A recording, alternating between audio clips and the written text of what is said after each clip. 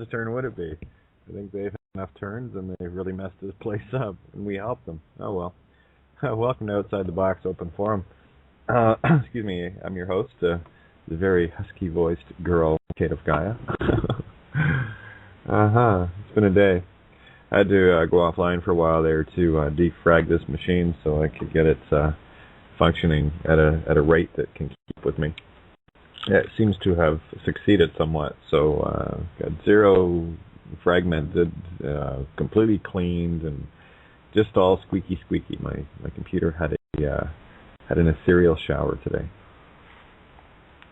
I was also working on my latest little fun job, as I call them, called Summons of the Dead, and I'm going to share a bit of that with you tonight. I also want to share a few more metaphors that hopefully, once I share them with you, you'll start to get a better idea how to grasp this place and how to look at it. At least it's what works for me. It totally makes sense. So, again, lots of really interesting comments from people, people opening up and showing their own light, and it's friggin' awesome. I'm not sure what happened, but there seems to have been a trigger switched. Something's turned on, and it's nothing short of amazing.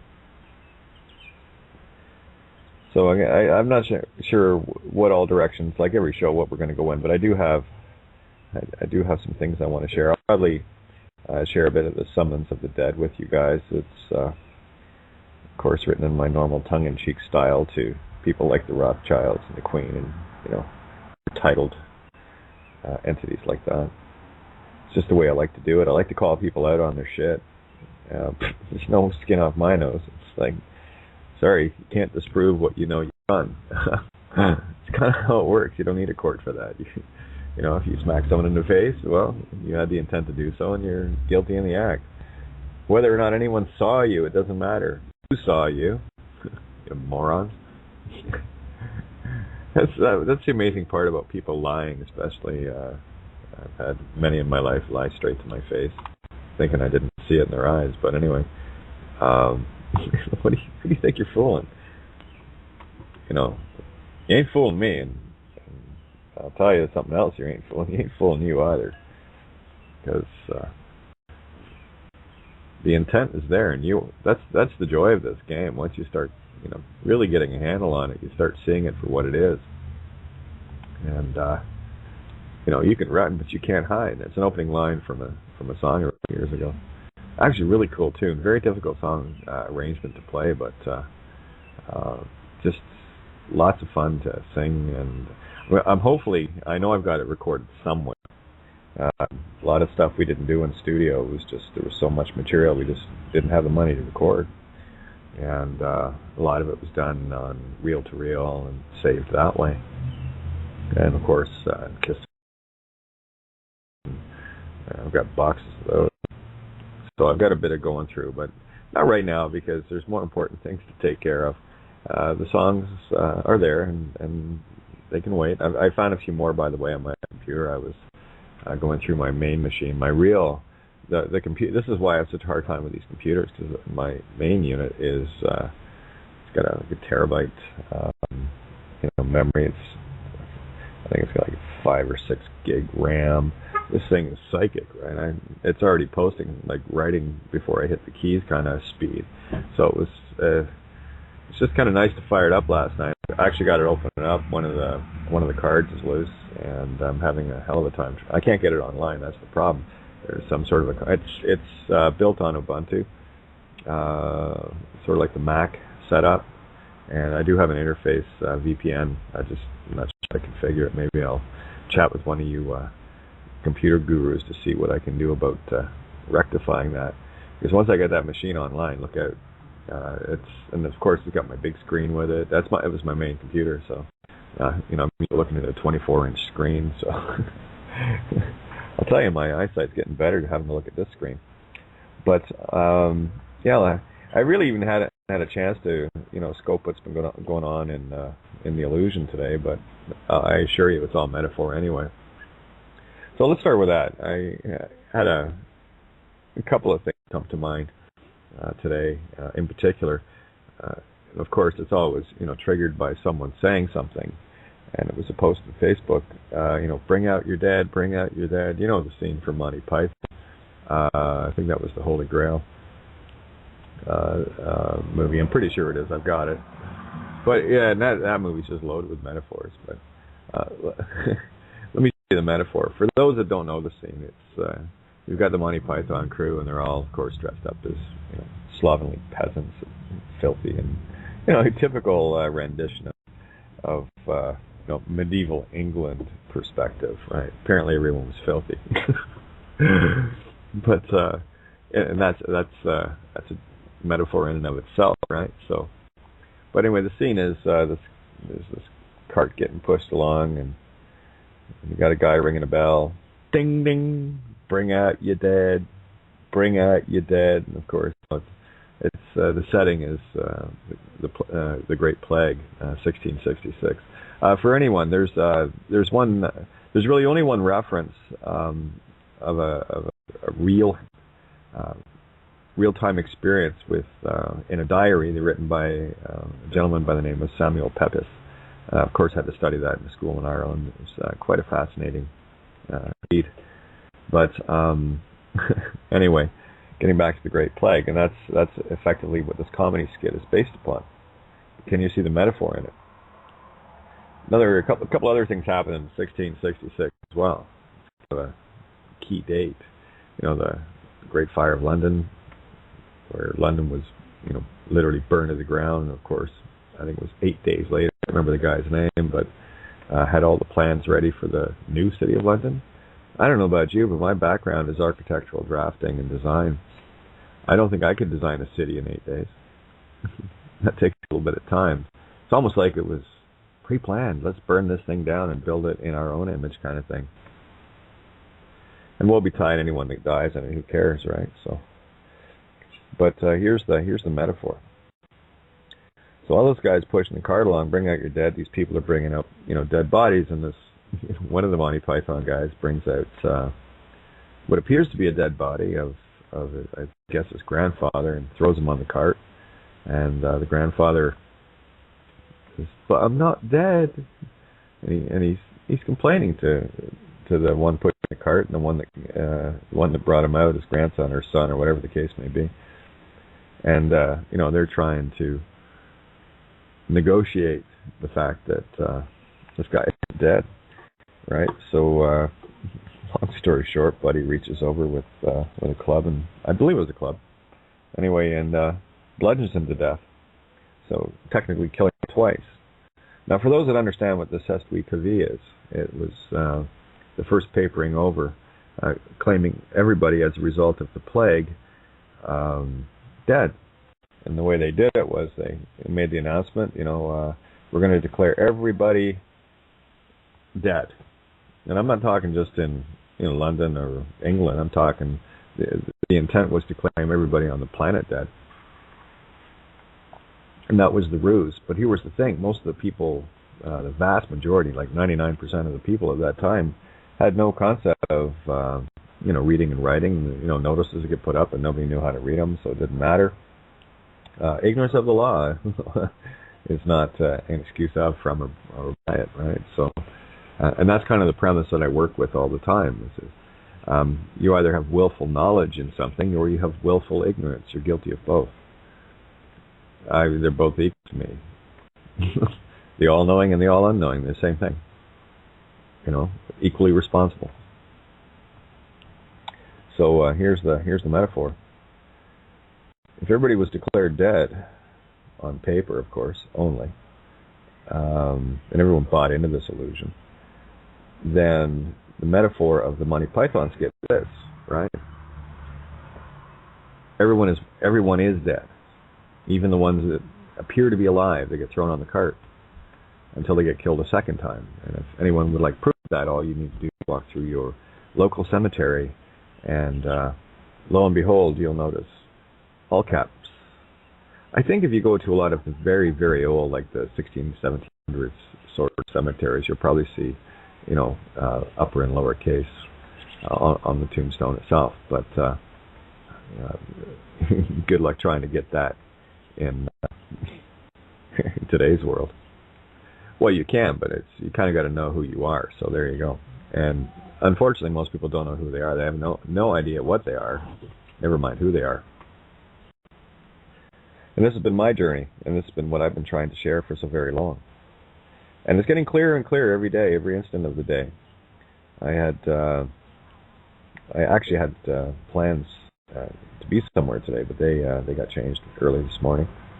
And no problem. Obviously, all things for a reason, so I don't fret about anything, and I just kind of mutable, Gemini. I just go with the flow. So I decided to start adding a bit more to this summons of the dead, which effectively is what anyone who is claiming a name or a title is. Fact. It's not. There's nothing debating this, right? If you claim to be something other than just you, then you're claiming to be something outside of you. The difference is when you can put this in the mirror and see it for what it is. I, being infinite, as you, travel through these vessels lifetime after lifetime, depending on the level.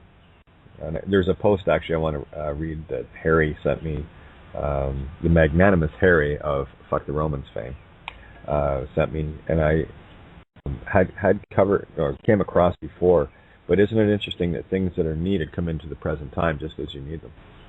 If you're looking, you got to be able to see them. That's the trick to the game.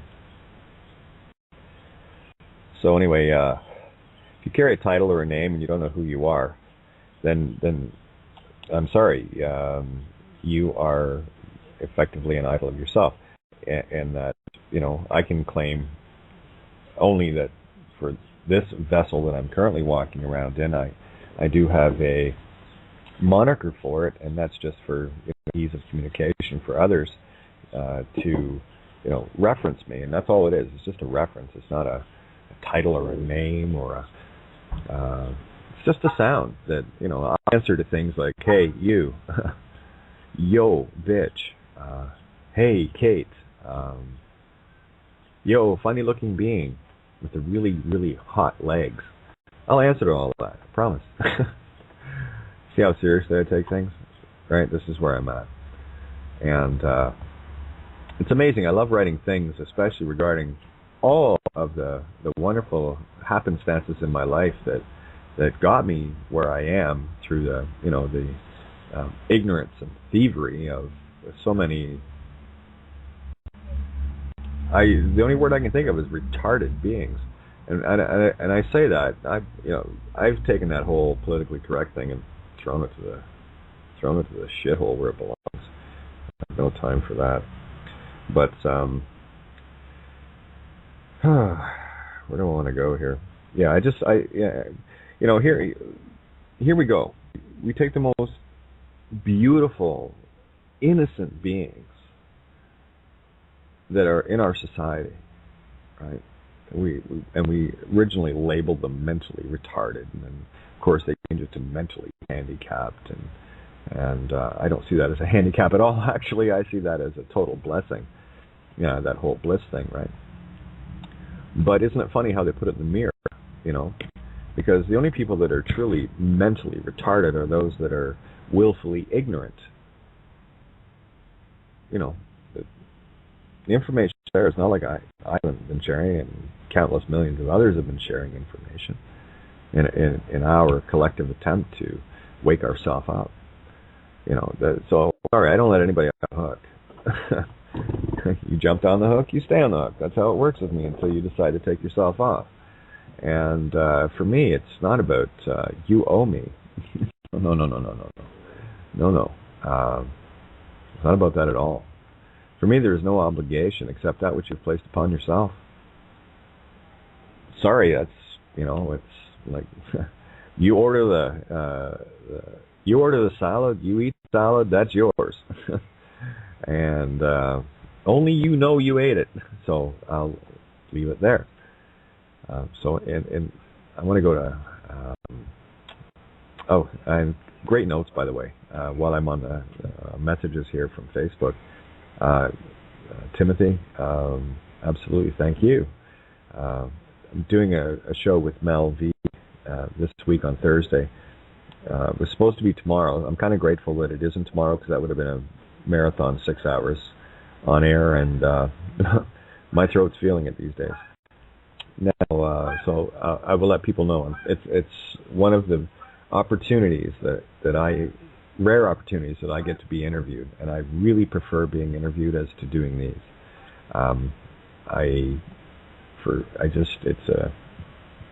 It's always been a better headspace for me, so I do my best doing this. So I'm actually kind of technically interviewing myself, but I really, really enjoy being interviewed by others, because I've got no preconceived notions of hosting, which for me is, it's fun. It is what it is, and I'm going to keep doing it. And the Isaac, thank you. Sylvia, thanks for tagging me on Skype today. Appreciate it. Troylyn, Troylyn, sorry.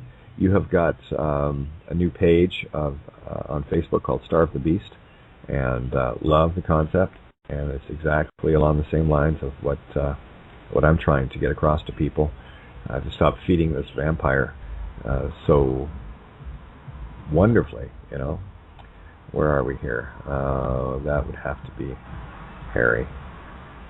Oops. Okay. Cancel that. Come on. Okay, here we go. So we'll just do the reply here. That's to Timothy. And it was just something I wanted to bring up regarding the Cathars. Some of the things that they knew. Well, you might want to pay attention to people that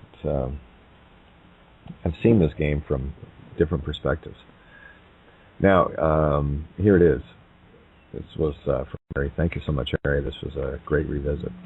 The Cathars, or Cathars, depending how you want to pronounce it, who cares? The Cathars argued that the universe was created by an evil power as a prison for souls, descended from a spiritual world of light. Yeah, sort of feels that way, doesn't it? Welcome to hell, boys and girls. Jesus, according to their belief, descended from the world of light to show imprisoned souls the way of escape. And indeed, this metaphorical or real, doesn't matter, individual, certainly did. I don't know about the universe being evil, but I also believe you have to look beyond the stars. Indeed you do. And the so-called sacred geometry may be the method and bars of the prison. Of course it is. And I hope all is well with you as well, Harry. Thank you so much for that.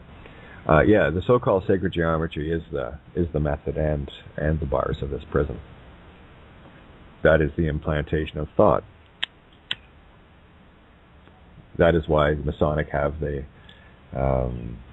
letter G, geometry, sacred geometry. A lot of things behind the G as well, and its symbolism and sigil nature. They also have the compass and the square.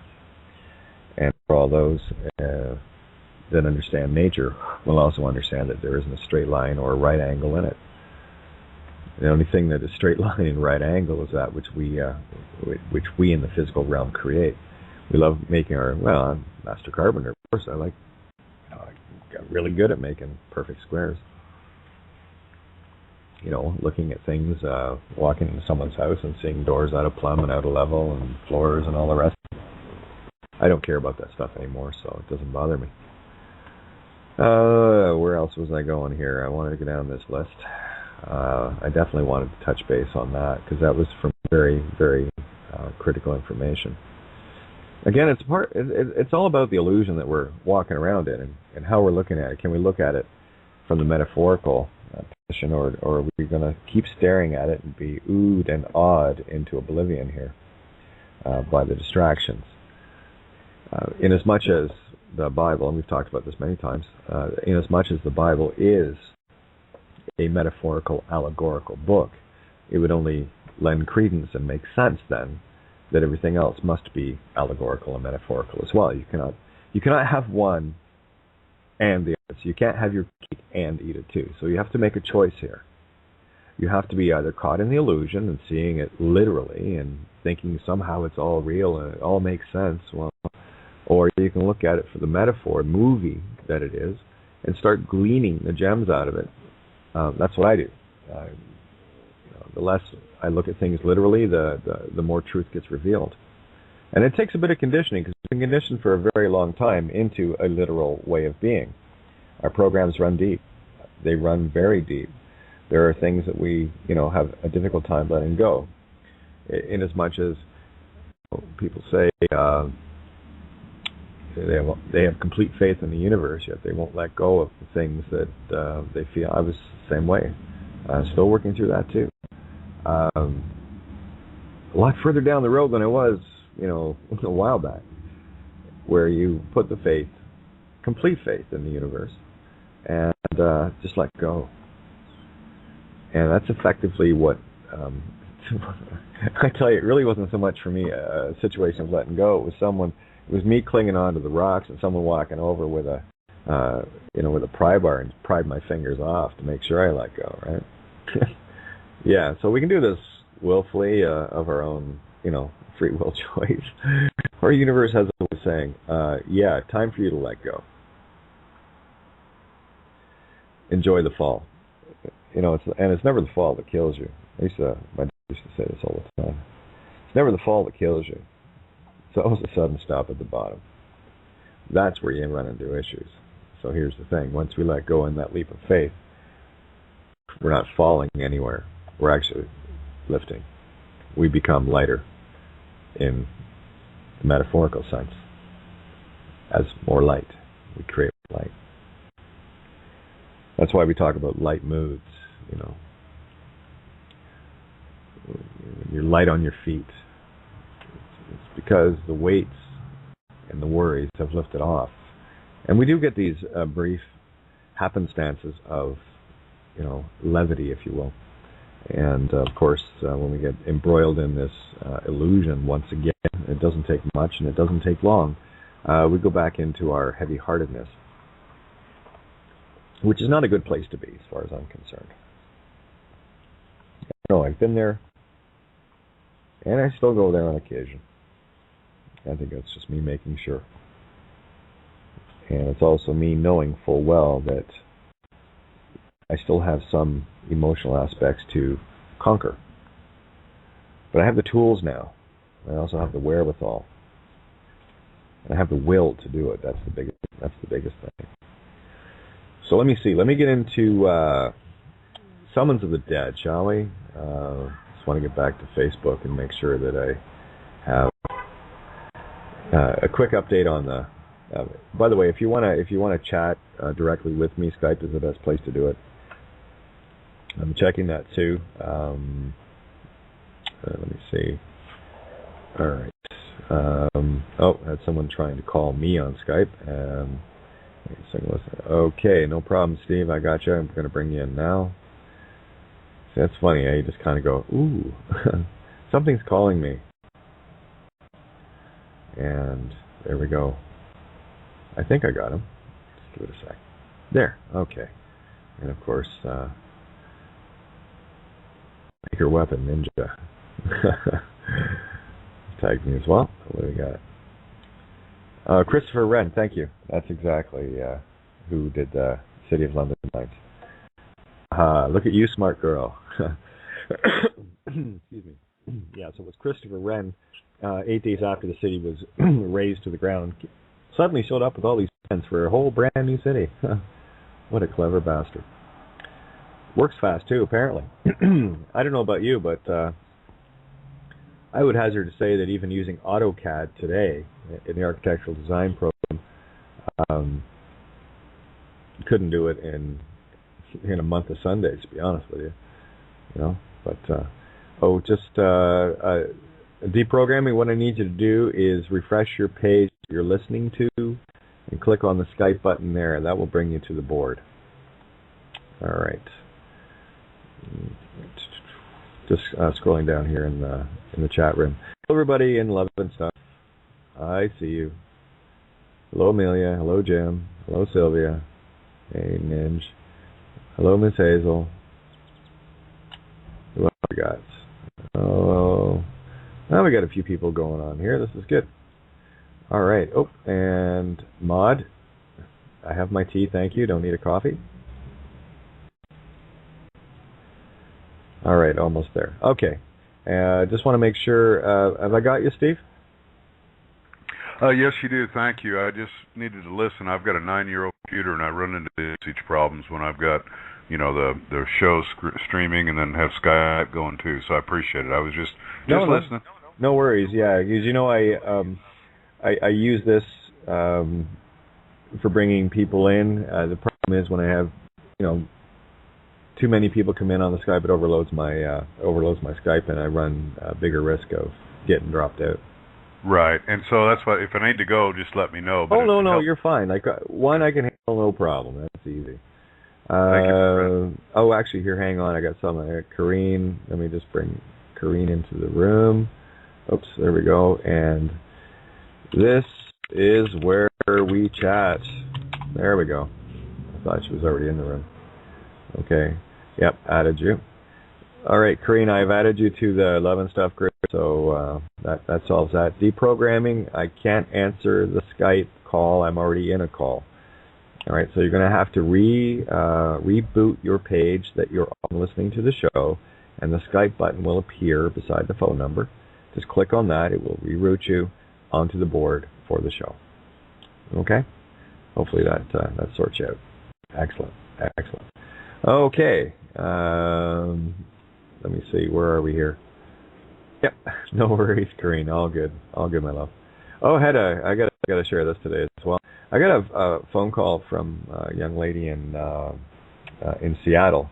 As it turns out, it was one of the phone numbers that had called me. 3-hour difference, right? So no harm, no foul here. But she said that she phoned a couple of times before, and I said, yeah, I'm not generally one to answer my cell phone at 1 or 2:22 in the morning. It's just not my thing. I just don't do that. But I will answer the phone, and of course, I'm always I don't know. I've talked about this before, but I'll share it again because it just happened again today. I'm always astonished at how amazed people are when I simply answer my phone. It's like, wow, is this Cave Gaia? It is. I'll give you the phone number. And you answer the phone? Well, of course I do. It's a reasonable hour, and why wouldn't I? Anyway, just the point being is, I think it's very cute. I think it's very, very cute. But what I'm also trying to share with people is, just like you, this morning I got up, and without permission from anyone other than nature telling me herself that I had to tinkle, I went tinkle. Just like you. Isn't that funny? And when I put my hands in dishwater that's just too hot, it hurts too. Okay? Just like you. So there is nothing different about me, and I understand where it comes from. I'm just trying to break that illusion of empowering outside of yourself. I want you empowered. I'm powered up as it is.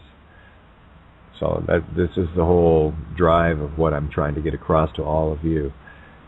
These are the things that I learned for me, that the instant I stopped looking outside of myself for answers and blaming and making others responsible for things that happen in my experience, which is my experience, so I'm fully responsible for it. I just chose to say, well, I've had enough of that. It doesn't seem to be working, and that is beyond insane. So I don't do that anymore. I just don't. That makes sense to me. If you had your hand in the door and you weren't aware that it was in the door, and somebody was slamming it, constantly busting it up. If you didn't feel it, you're not going to do anything. But I'll tell you, the instant you feel that for the first time, aka the New Age term awakening, I hate it, but whatever. You'll move your hand right bloody quick too, I tell you. And that's all I did. I just moved my hand. Ooh, that hurts. I'm getting it out of the doorway. So hey Otis, hello Sean, hey Nadja. Just doing the shout outs. Sounds like someone. Yeah, someone's jamming on a guitar. All right, cool. Jam buddies. I love jam buddies. Actually, that's also in Ireland. A jam buddy is a sandwich. Jam between bread. Jam buddies. Anyway, just like chip buddies. You ever had chip buddies? They're awesome.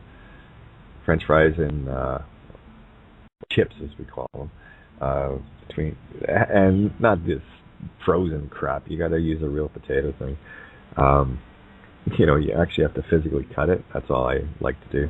But put it between two slices of bread and butter, and a little salt and vinegar on it. It's just killer. It's awesome. Anyway, just some of the nasty things that I like to eat. It tastes great. And, oh, hey, David, just saw your name there, and just going down the list here. And by the way, Sean, great post at the first sign of fear porn, press play. I'm just trying to scroll down to. I know what it is. Oh, Facebook is not responding. Anyway, go figure. What are the odds? All right, so I think I'm going to move on to the summons of the dead and share the first part of it. I'm not done by any stretch. I've got a fair bit of writing to do, and you should see the email list I've got. It's a good thing I've got a Gmail account, because Outlook, God, I hate Outlook. I don't know about you guys, but Outlook really sucks. Oh, and just a quick shout out for anyone that's on Facebook. Maybe you might want to stop by and if he's still on Facebook, I don't know if he is or not, based on the picture he sent me. But I just wanted to share, if you look for Colin Wild on Facebook. He was kind enough to send me a picture of himself lying down with a full heart on. Isn't that awesome? It's kind of shit I deal with. It's fun, but I just thought I'd share that. So thanks, I'll appreciate it. So blocked and reported, my friend. I wouldn't be showing a picture of that anyway. The ladies will have a giggle, promise. All right, so did I say tonight was going to be fun? Did I mention that at all to anybody? And don't forget, guys, you're more than free to jump in at any time. Just hit 1 on your keypad, and that'll let me know that you want to jump in the call. And what else? Oh, if you're on Skype, open up the dial pad. You have to hit the little plus sign thingy, and it opens up, gives you the option of opening dial pad, and hit 1 there, and that'll let me know that you want in the call as well. I do want to get into this summons now, though, as soon as I can get it open. But are we having fun, Steve? Yeah, I'm looking at this Skype chat room, and you mentioned the French fry buddies, and I put in ketchup buddies, and everybody's going crazy, and everybody's getting hungry. I know, eh? You started the munchies, man. Yeah, as fate would have it, I've had a banana today. That's it. So, of course, I just finished talking about Colin Wild, and yeah, there you go. Look at the metaphors. Aren't they just fun? All right, yeah, keep it going, guys. That's why I love the room, and gluten-free toast. No, I gotta tell you, all this nonsense of gluten-free this and chemtrail that and all the rest of it. Get your mind right. You don't need to be worrying about these things. Well, I believe the Bible tells you that the time will come when you will ingest poisons and they will not affect you. This is it. And now's the time. Yeah, come on, radiation. Watch how strong my DNA is. And they have been chemming the snot out of the skies today. Oh, me too. Yesterday here, I was out in the hayfield. Beautiful, beautiful day. Had the light, fluffy clouds. Beautiful blue sky for a change. It wasn't white. And about 9:30 in the morning, they started in. And I'm just bouncing along on my tractor feeling like Eddie Albert in Green Acres, looking up at the sky going, what in the hotel's going on? And by the time about 1:30 rolled around, they'd already covered over the sun, and the wind changed out of the east, and they just did it again.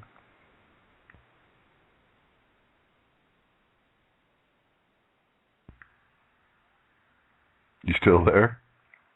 Yeah, I'm still here. Sorry, I was muted and I'm talking. I just said, welcome to the Love and Stuff Room deprogramming. Welcome to the fray.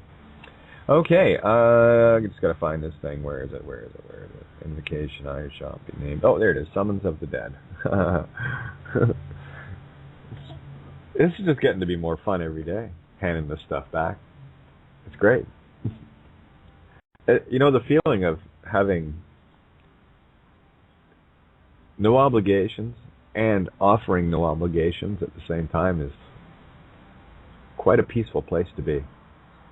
So yeah, if someone's jamming away on a guitar, I'm liking it. Anyway, yeah, sorry, just trying to see where it's coming from. Well, I thought about you this morning. I was driving out to the fields, and a song came into my head, and I thought, man, I ought to turn around and just send this over to you, listen to it in the morning. You know, it's Stuck in the Middle with You. Oh, it's a great tune. I running through my head. I have that actually on my computer. Steelers Wheel, I think. Yep. Wasn't it? Or, I think it's Steelers Wheel. Yeah, it's a videotape, like a YouTube of them doing it live, and yeah, it's quite fun.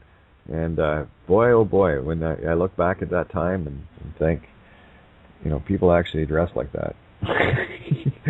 You know, we've had some funky styles over the years, and a lot of that retro's, you know, coming back. You know, when they can't reinvent the wheel, they just keep reusing it. You know, but just waiting for this document to open up. I think you guys will get I'm having fun writing it. My song that kind of fits me is Long Haired Country Boy. Mhm. Yeah. Yeah, that works.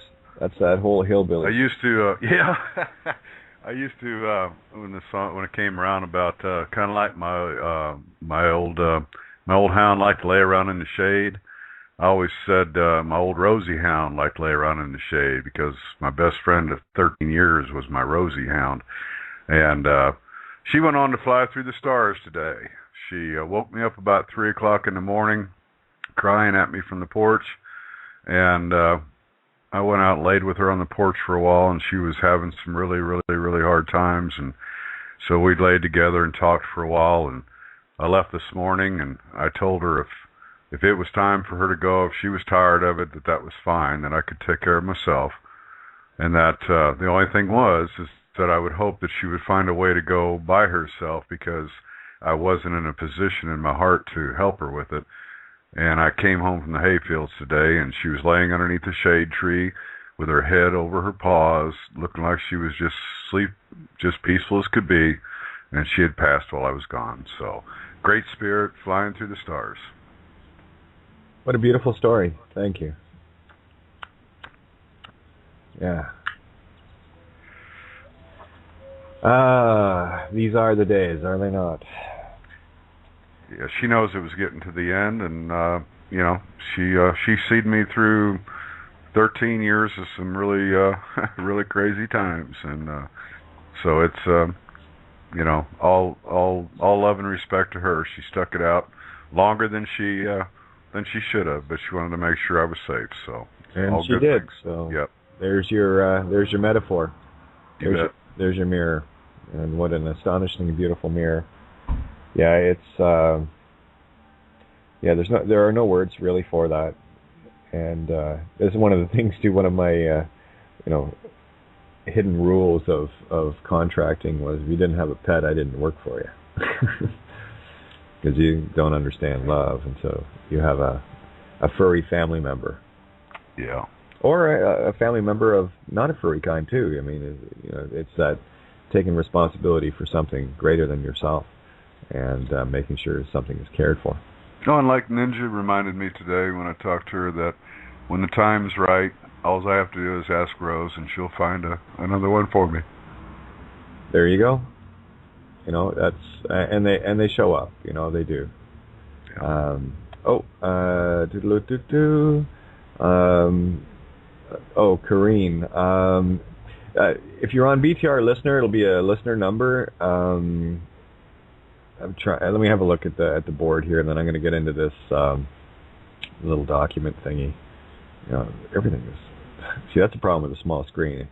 You can move stuff around all the time, and of course, let me see, where are we here? I just want to see where Kareen is, and Oh, there you are. Yeah, I've got you on the board there, hon. Yeah, you come up. Your Skype name comes up. So I've got you and Deprogramming Team Love, and yeah, that's the Skype, and the other ones numbers I recognize. Hello, Mem. How are you? Hello, Carol. And who else we got here? Who I recognize? Don't recognize the other numbers. It's just they haven't talked enough yet. Anyway, here we go. Let's get into part one of the Summons of the Dead. Now, I started this, I think, about a week and a half ago, and of course I have to wait for my moments for download, and I'll likely finish this thing tonight.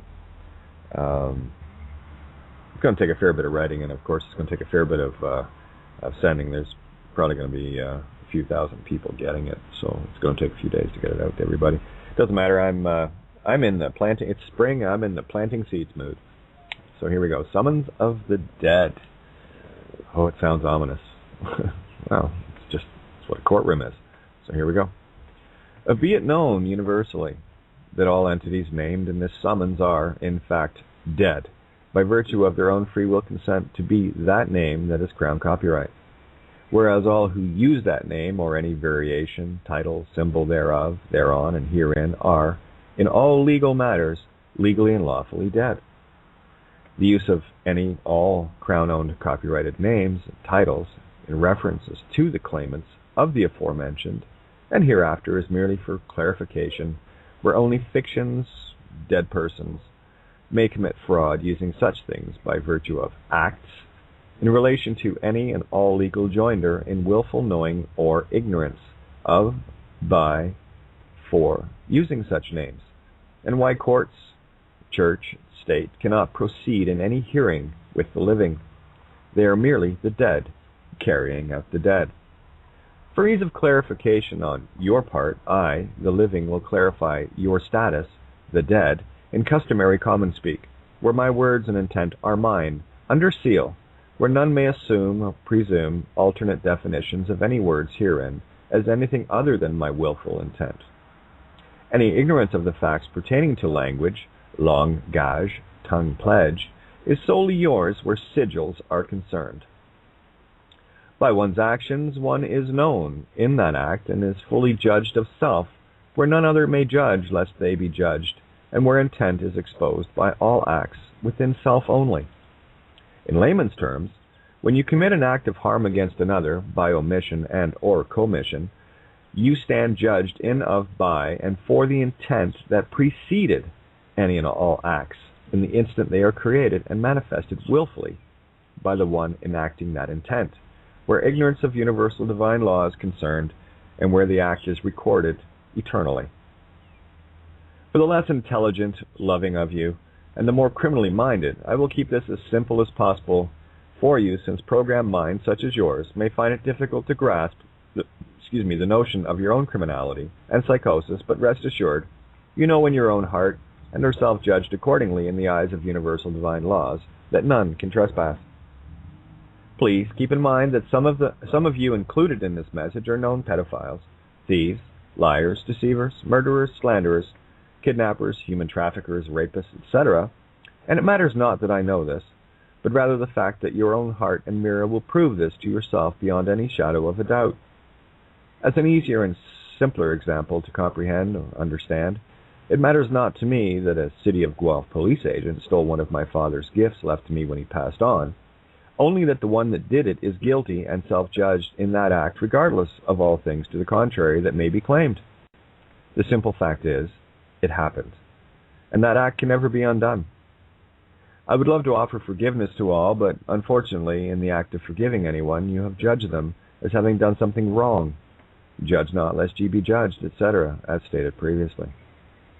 You, the dead fiction, reading this, actually think you're alive, but I assure you, in the eyes of your masters, you are spiritually dead and claimed as such, register. Whereas the attached document will clarify that more fully for you. I'm giving you back all your gifts of intention under the universal golden rule, where that which you have wished upon me and countless others be returned equally, that you may receive your just, self-judged rewards accordingly. With that, I will share with you some of the gifts that will inevitably be coming your way, and most certainly not of my hand or will, That is your own hand of will simply coming upon its own creator as your intent manifested. How neat is that? So grab your favorite grab your favorite beverage and a mirror.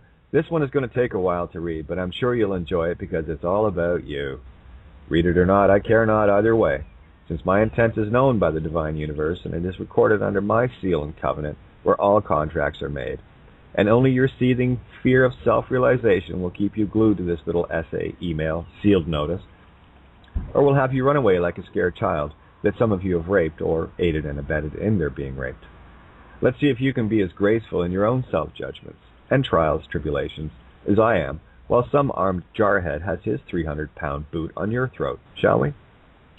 You call yourselves presidents, prime ministers, lords, ladies, politicians, mayors, police chiefs, priests, popes, kings, queens, and all manner of dead titles, while attaching another name that is a dead persona of the spiritually dead you.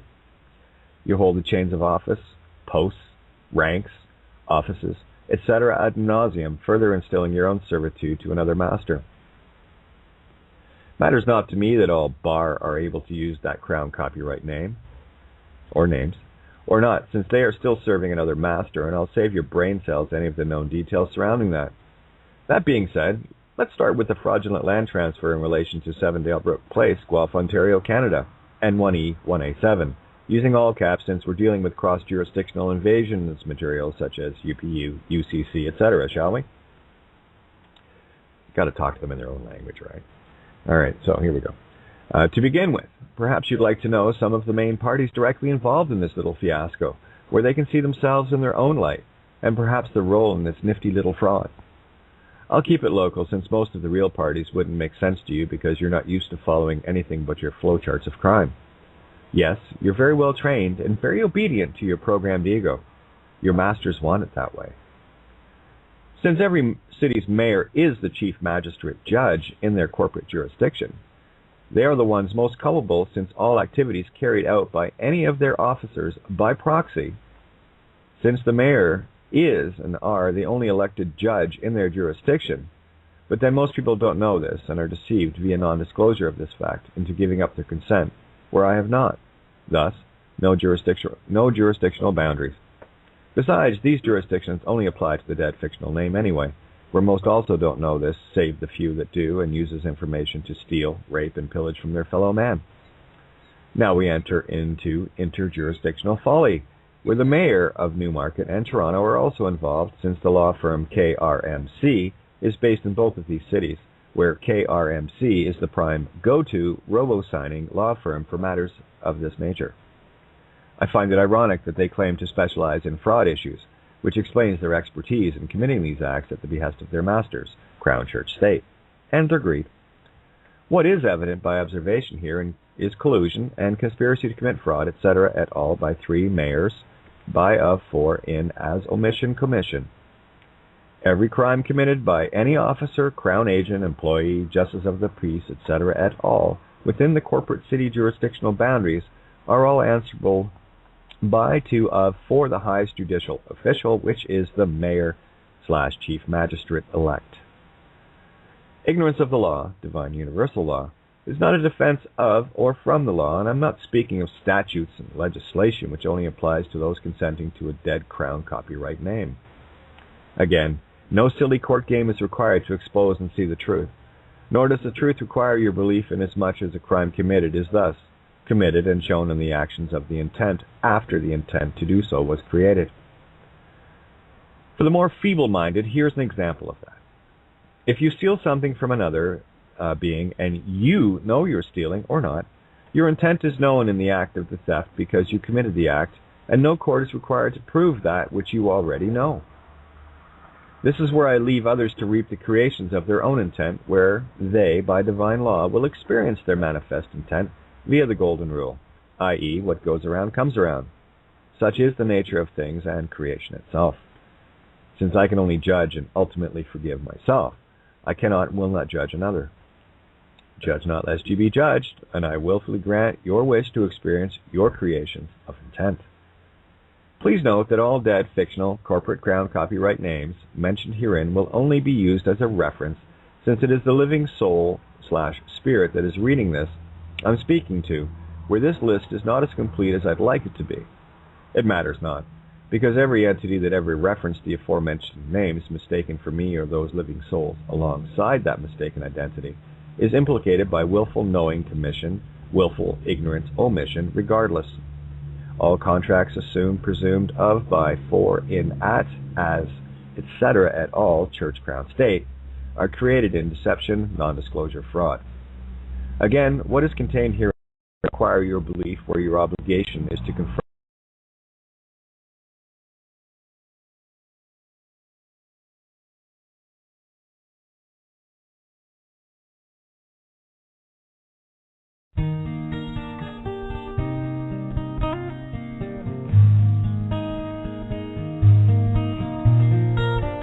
I've never seen before my eyes this dream. I've never known what makes this child to see. Like tears from a mountain pouring gently to the sea, a curiosity. Will you dare to touch my soul? Is love so frail that we can't hope to be more than we are, more than our hearts can see? And if for any reason on this field of broken dreams we stand to lose it all,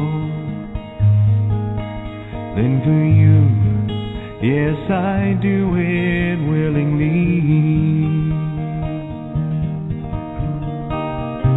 If this is our moment, captured in time, always to sustain, for lost in your eyes I find are the only means to remain. Searching relentlessly, just like a cloud, she chases the rain. We'll stand here firm, 'cause we are an island protected by love on this field of broken dreams.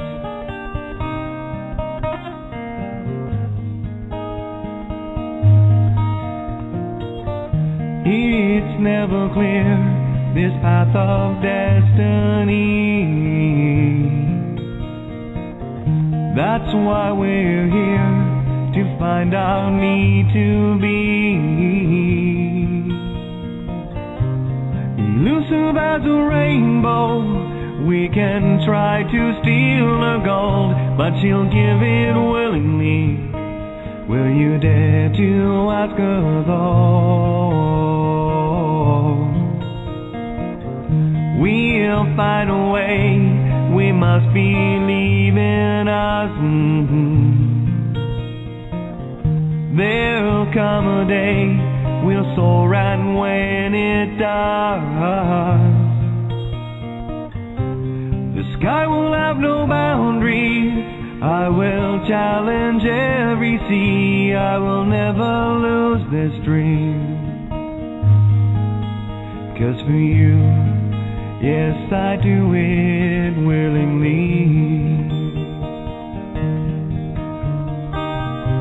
If this is our moment, captured in time, always to sustain,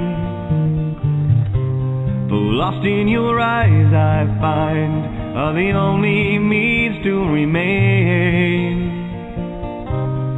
Searching relentlessly, just like a cloud, she chases the rain. We'll stand here firm, 'cause we are an island protected by love on this field of broken dreams. On this field of broken dreams. And we're back. I don't even know where I left off. I'm going to pull Steve back in here.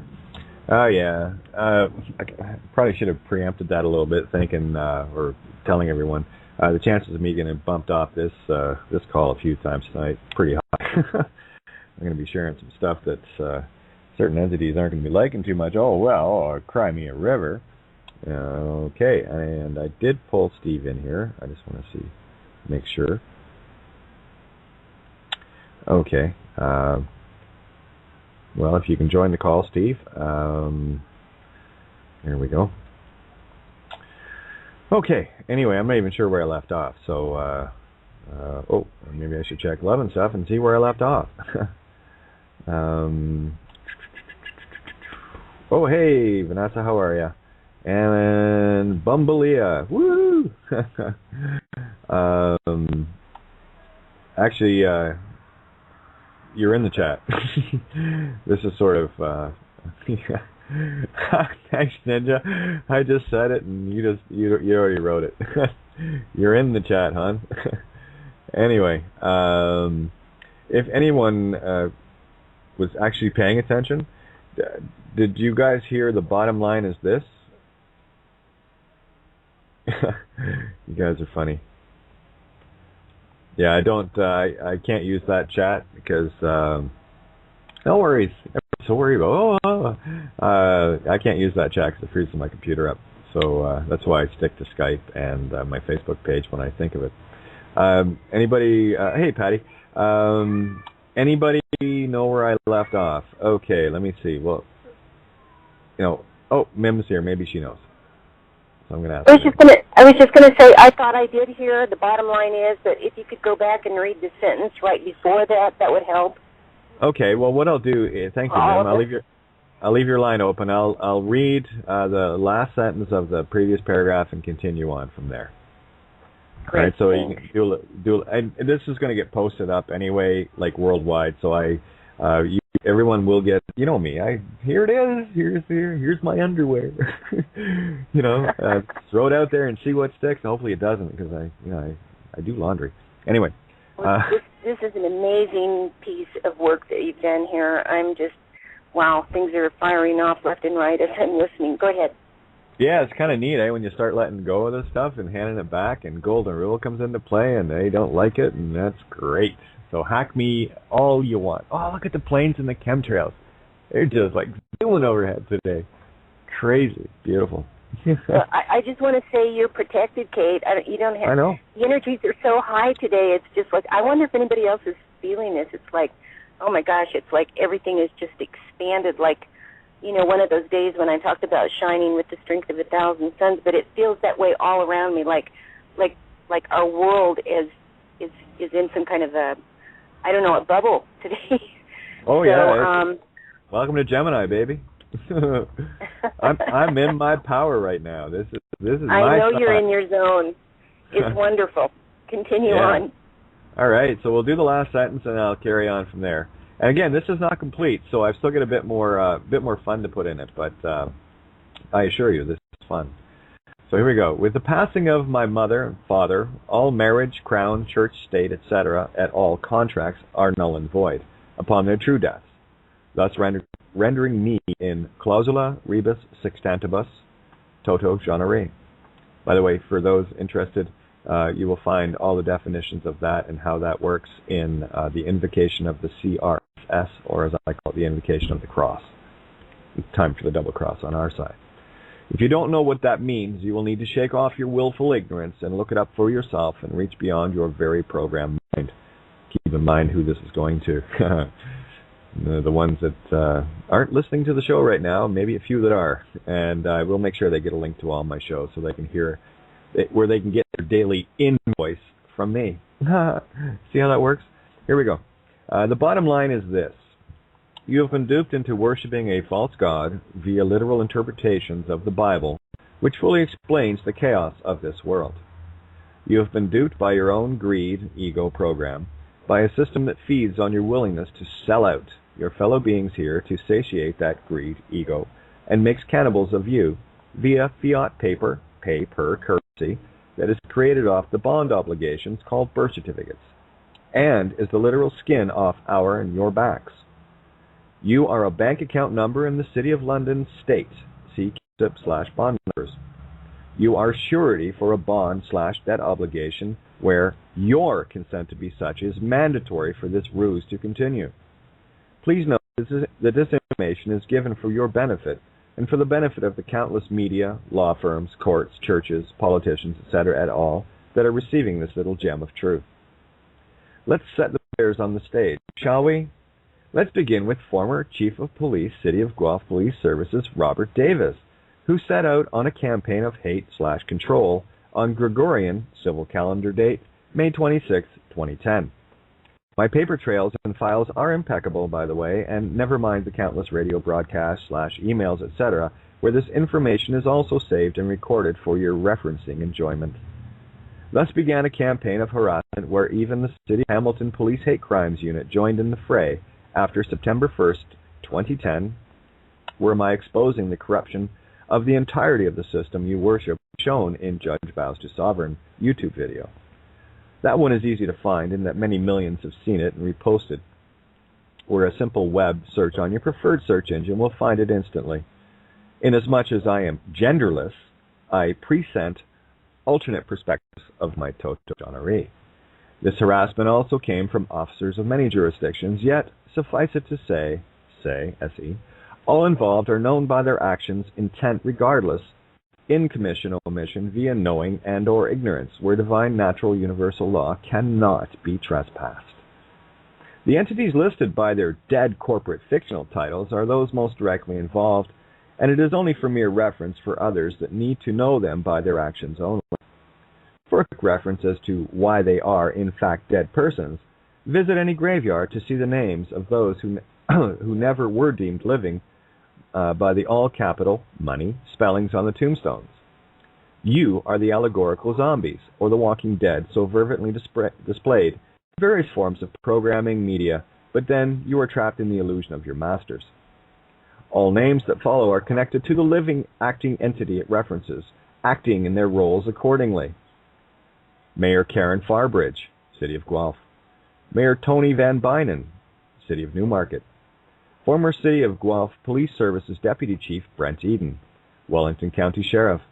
All bailiffs, clerks, justices, attorney generals, boards of police, RCMP, provost marshals, all members of the Law Society of Upper Canada, all bar members / foreign agents / citizens of the City of London State, Vatican City, State, District of Columbia, State, the Guelph Daily Mercury editor Philip Andrews, all KRMC lawyers, particularly Barbara Dam, handler thereof, Police Constable Craig Nye, attempted murder under the orders of former Chief of Police Robert Davis, all members of City of Guelph Police Services by association, and various numerous other corporate city police services in collusion / association by virtue of their sworn oaths to Crown State Church, former bank manager Nora Detler, Bank of Montreal, Prime Minister Stephen Harper, Liberal MP Frank Valeriant, Governor General David Johnstone, former Pope Benedict, Pope Francis, President Barack Obama, Queen Elizabeth, Windsor, Hanover, Guelph, Rothschild, etc., ad nauseum. If you have ever received my email / notices prior, then it also implicates you and so many more that do not even know of their crimes via ignorance. Oops, there's that non-absolution word again, called ignorance, from which no one can escape. There is no dispute in what has taken place. The acts are now eternally known, and are owned by the actors involved, where they can only judge and forgive some, where I cannot, lest I trespass on your free will choice to experience the manifestation of your creations, and experience them you will at some point, where I am neutral. Indeed, the universe works in mysterious ways, and all things for a reason, all things in time. Inasmuch as the metaphorical persona Pontius Pilate washed his hands, the blood was there forever from its causation.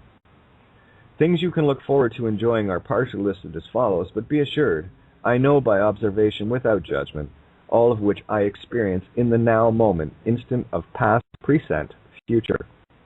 I give back the gift of having my family torn apart, having my home stolen via fraudulent land transfer, and enacted by an armed gang of home-invading thugs called SWAT, loaded weapons with one in the chamber is intent to commit murder, proven by the full lead ammunition outside your Geneva Convention. My car and truck stolen, being kidnapped at gunpoint not once but twice by non-uniformed and uniformed gang members / robotic automatons respectively, being hounded and tailed incessantly. I give back the gift of having thousands of dollars, and please note that any reference to fiat money is only for your limited perspective, where true life force / creative energy is concerned, and your lack of comprehension as the money mentioned is, in fact, slave skin, as outlined previously. Thousands of dollars worth of stored food. May you experience someone else helping themselves to your best tools. Scuba gear, coin collection, silver, gold, banknote collection left to you in a will, spoken, not written. And that's where I got to. So this roll is going to roll and roll and roll, and it's going to be a lot of fun. And again, I'm not going to list everything, but it suffices to say that I will be listing enough things to put a little concern of me pointing the bone, if you remember last show with regards to the Aboriginal shaman of Australia and just how powerful that was. Well, hey, that's the problem with belief, right? And that's the other beautiful thing. Thank you, Mark Passio. What a beautiful truism. The truth doesn't require your belief. It simply is. So there you go. So there's a little heads up on what's coming through the pipeline, and I'm going to see if Steve has actually joined me, or oh, there he is. Let me see. I did try to bring him back in, so I'm going to do it again. See if he can. I think he might have got bumped offline as well. Oh, okay, I got him this time. Been trying to drag your name in here, bud. Yeah, it's still bumped. I got you. And ooh. All right, Swan. I'm not sure if Swan's tuned in here, but I'd love to bring her in tonight too. All right. Sorry guys, I'm just scoping down the love and stuff. Steve, are you there? Okay, still not there. Okay, I'm just trying to put Steve in again. This is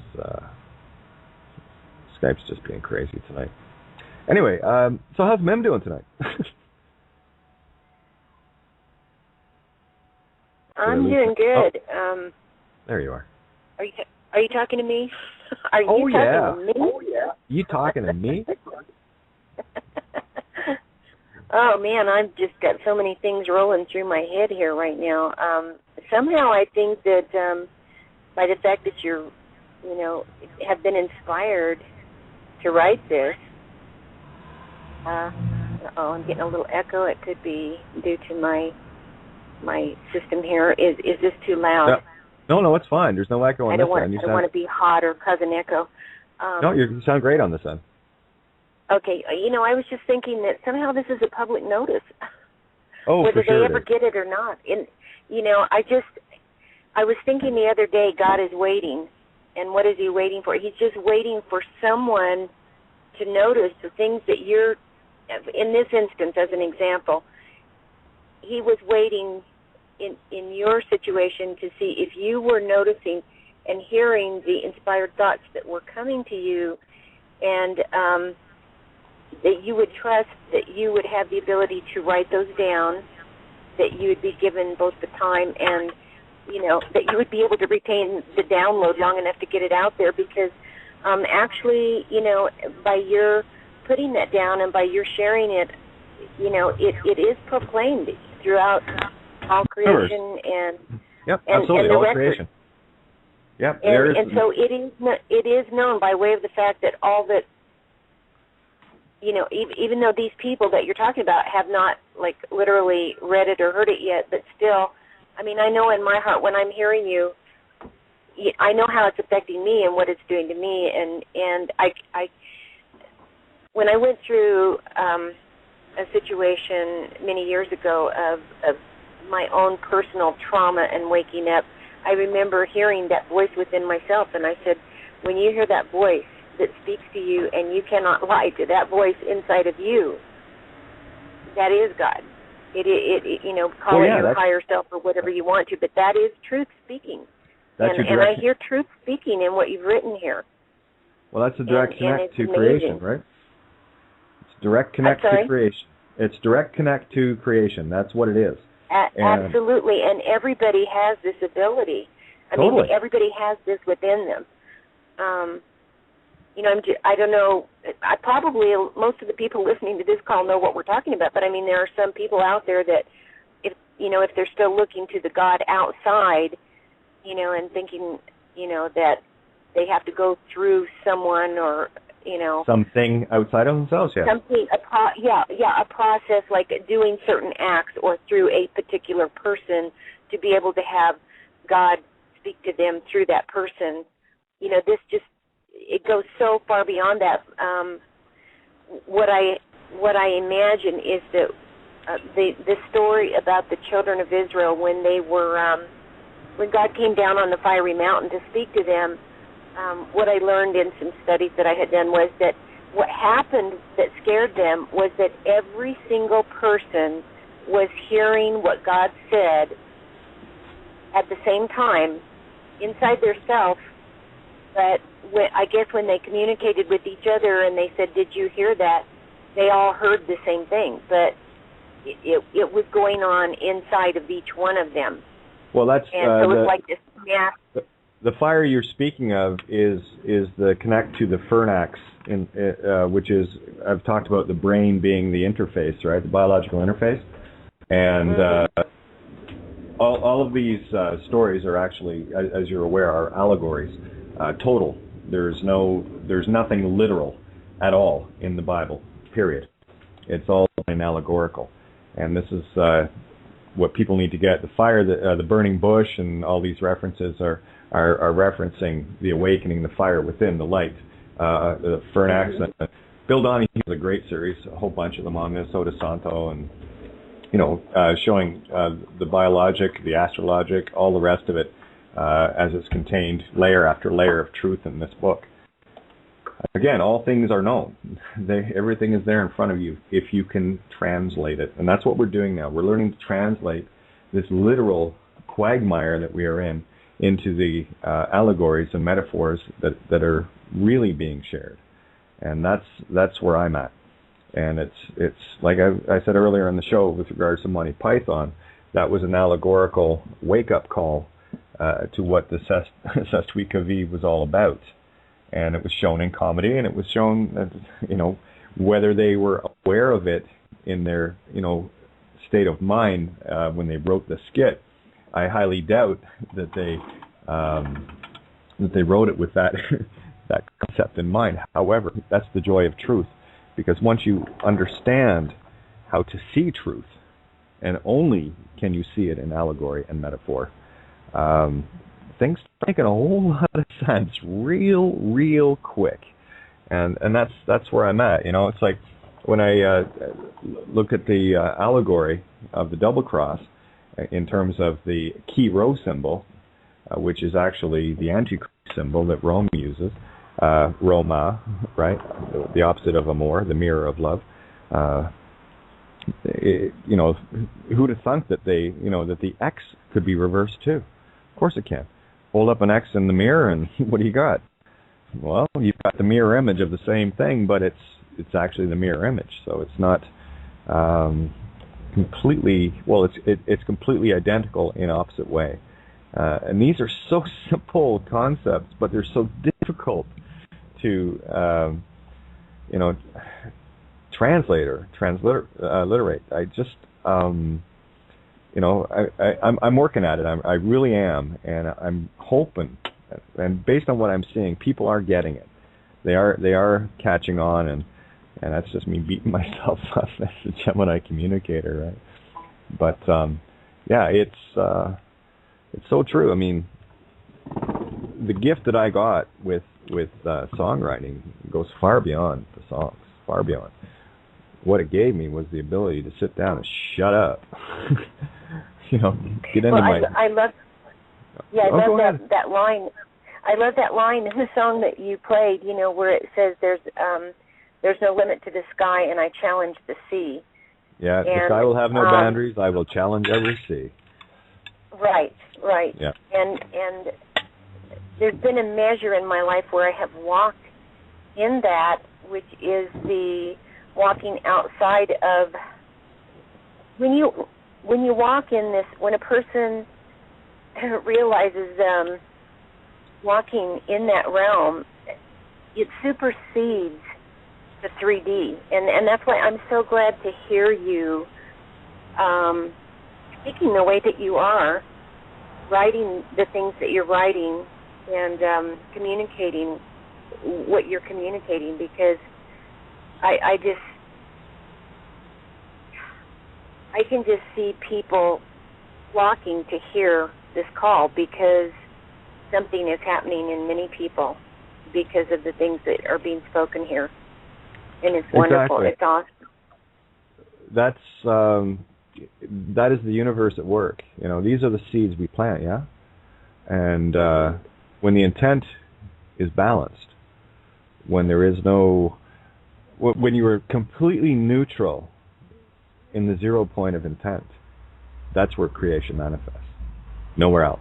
Well, if I could share a little something I wanted to share with Jeremiah it's been about a week please. now, when he spoke about his wife, being concerned about some things that were coming, at them or at her. I don't know what they were exactly, but it made me think back to around 2003, 2004, somewhere in there. And I had some people come to my door to deliver some papers to me that, they wanted me to sign for, and I didn't want to go answer the door. I was really, in a lot of fear, and I went and talked to my husband, and he said, just do what you have to do, and everything will be okay. Just don't worry. He said, he's talking about that tricky little bastard, the ego.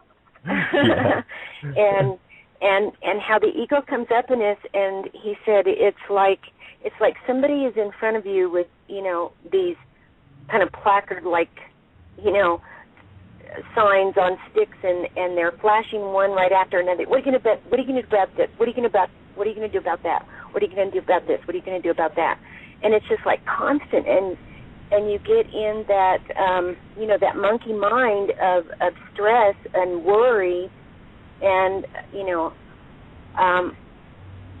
all I can tell you is, I started saying, I don't know how this is going to get taken care of, but I am resting and trusting that everything is going to be okay. And then I lost my husband in 2008, and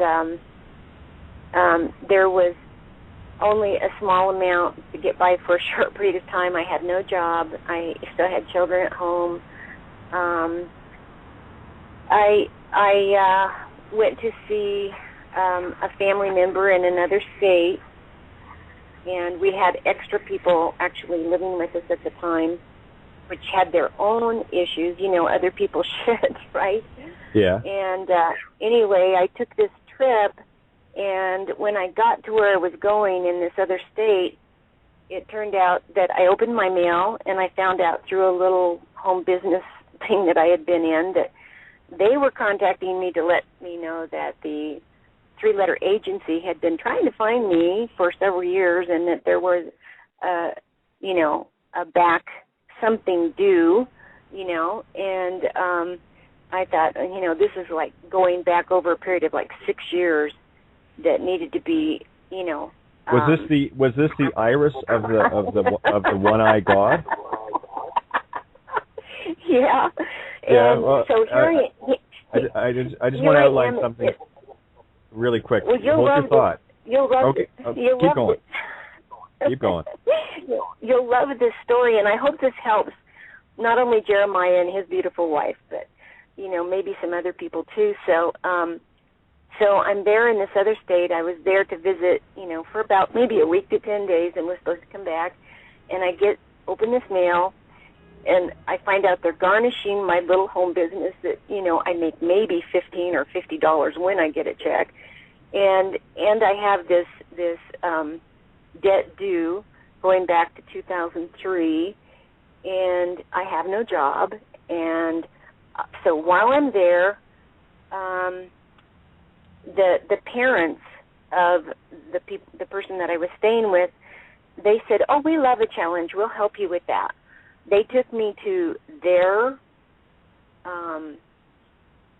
income tax preparer who had their own income tax preparation office that they owned, and would normally cost me $200 an hour. That person looked everything up, told me, what the situation was, then the person who was helping me, they took me to their home. You know, we worked from this other state for 5 weeks straight, like 8 to 10 hours a day, trying to reconstruct what my situation was to, you know, be able to turn these papers in. And because of my husband's death, I didn't have any of this with me, but I did have some of my notes from a daytimer that I had taken with me. And so over the phone with calling back and asking one of my family members to see if they could find certain, you know, notebooks or papers where some records were in, we were able to do this over a 6-week period. This person put together 6 years of back taxes. And while I was there and this was going on, some people that were staying with us that had their own shit they were dealing with, right, causing problems for my family back home that were living with me, caused such a ruckus that my family actually had to leave the home that I was in and move all my stuff while I was gone. I didn't even have my home to come back to when I came back to. And they didn't know for sure what they were going to do. And while I was there at this other person's home, this other family member's home, they had another friend that came to visit from where I'm from.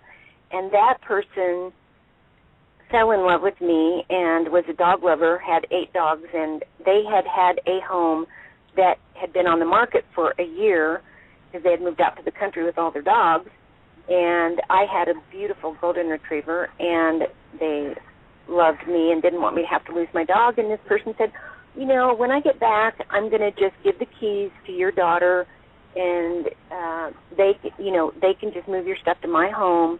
And I ended up living in that home for 9 months at the gratis of this person, just, you know, paid the utilities and the trash and stuff like that. And so the people that were there helped me with 6 years of back taxes over a 5-week period of time, as I said, and got it all ready. And when I came back to my hometown here, they said, no, you need to take that to the IRS office and ask them to check everything over and make sure it's in order. So I was still scared to death.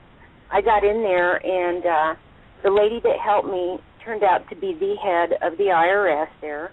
And I had tears in my eyes. I was trembling really bad, and I said, you know, I know that I've got some things that are going on, and I don't know exactly, you know, what to do here. And she said, well, let me just pull it up and look at it. And she did, and she patted my hand, and she goes, it's okay. She said, I see you have a few problems here, but she kind of gave me a wink, and she said, but I'm going to help you get all of your ducks in a row. And she took me immediately to the back, and on a separate little private room on her computer, she pulled everything up, and she just adjusted, you know, all the little things that needed to be corrected where it should be single, you know, married, filing jointly, or, you know, all the normal IRS bullshit. All of that, all that stuff. And she fixed everything. And oh my gosh, you know, I came home and my stuff was in a new place where I ended up living. I still didn't have a job, and my kids during this whole time were going, Mom, you know, you need to be like going to try to get into school, or, you know, going out and applying for. And all I know, Kate, is I had this thing in my spirit that was saying, wait, just wait and listen and watch and notice and just wait. And they couldn't understand it, but it was so strong in me. I can't even explain it. But after a period of time, it was like 6 to 9 months or something like that, maybe a year. I can't remember. But anyway, a person that I used to know came to my door or called and said, is there any chance you've ever done any kind of home care? And I said, no. And they said, well, it's not that hard, and I work at this place. And actually 2 jobs came out of that for doing home care for 2 different people. And it's just so amazing. The first one that I went to, I walked in, and when I sat down to talk to these people, they had worked with my mother in another part of the state. and they were good friends with me. And it was just like, greasing the skids. I mean, everything, that's what it's been like for me. And when I'm talking about, people will say, well, if you did this, then this is what you're going to get, because that's the way it is. Not necessarily so. And, I came to the place through another event that happened where the computer went out on my car, and I was sitting reading my Bible for encouragement in this place that had worked on it, and it was doing the same thing again. And I had to take it in, and they checked it again, and this inspired thought came to me, which I would like to share with everyone, of staying in a place of rest and trust, because I had to throw my hands up. I didn't have any way to get this done, and I needed this car for work. And the thought came to me, every day, everywhere I go, I am treated like royalty by everyone I meet, and all of my needs are met, and there is always more where that came from, and all is well. And I had just said that to myself, and the guy walked out and called my name, and he said, we found the problem, and it is that computer again. And he said, we're not going to charge you for it, and we're going to replace it. And I just went, oh, my gosh. And I'm telling you, that realm that you're trying to describe and talk about to people in these allegories can be it supersedes this 3D realm. Well, it is real. And this is illusion here. This is all illusion. Exactly. It's only allegorical. All the life lessons we have, and that's why, when people get wrapped up in all the distractions, and they do a masterful job of distracting you, be it the IRS, FBI, CIA, KRMC, I don't give a shit what letters they want to put on these things. Whatever sigils they want to use, it don't matter to me. It's all fake. And I know what it is, and I just look right through it and see the lesson. I'm getting much better at it, and it does take practice. And it's a completely opposite way of dealing with this place, in that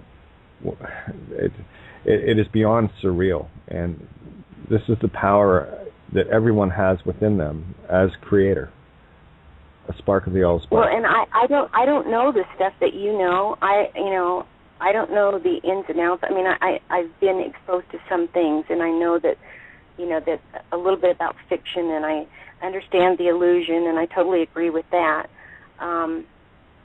But I have not walked in trying to deal with it like some people have. That takes a little bit of patience, and that's not necessarily your puzzle piece that you need.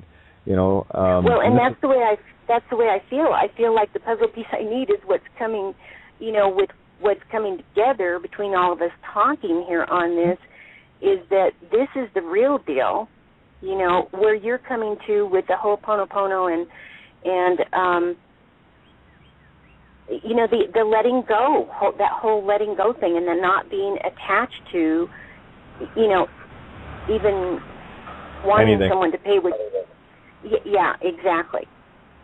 And that's what I really like about you coming back to that over and over again, is staying in that middle place. And I do believe that that's what was spoken of in Scripture when Jesus Christ spoke about the valleys shall be made, the valleys shall be raised up, and the mountains shall be made low, and you'll be walking on that level plane. And the only time we're going to see that. The only time we're going to see that is when we take that book and stop looking at it literally and take it for what it is. It's a code book. That's all it is. It is a code book to this fictional reality. And it is one of the most... I do agree. Yeah. So, and not want to cut you short here, but I have... I'm leaving your line open, so don't be taking this. No, I'm done. I thank you so much. I'm eager to hear what others have to say. Thank you. No worries. I'm going to bring Corrine in here and deprogramming, because they seem to have an urgency to speak. So I'm going to let them speak, and I'm going to open up Ninja's line as well, just because I can. The power. You are the resistance to fear porn. Yeah, thanks, Alex. Screw off. There we go. Anyway, all three are open. Deprogramming, Corrine, and Ninja. And go ahead, guys. Jump in. I'm still trying to get Steve, and I've been dragging Steve's name over into the call, and it's just not wanting to grab. I've already added him. Steve, if you're listening, just go to the call that I've tagged, re-added you, and just hit join call. It'll bring you in. Because I can't seem to get you. I brought you in, and I can't re-add you. There's something you're already in. Okay. Ninja, how are you? Might as well get you started.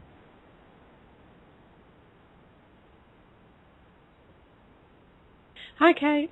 Hey. I was all over the place, and I had to come back to the point where I could find the mute button. That's why I waited, because I know you're busy. Yeah. You're a busy little Bambi.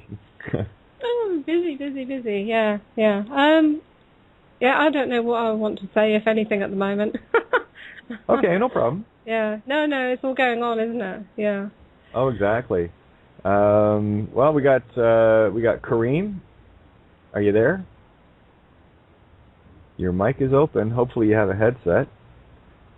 Well, here, let me open up. Why is my Skype doing that? Oh, I love Skype so much. Okay, here we go. Let's try that again.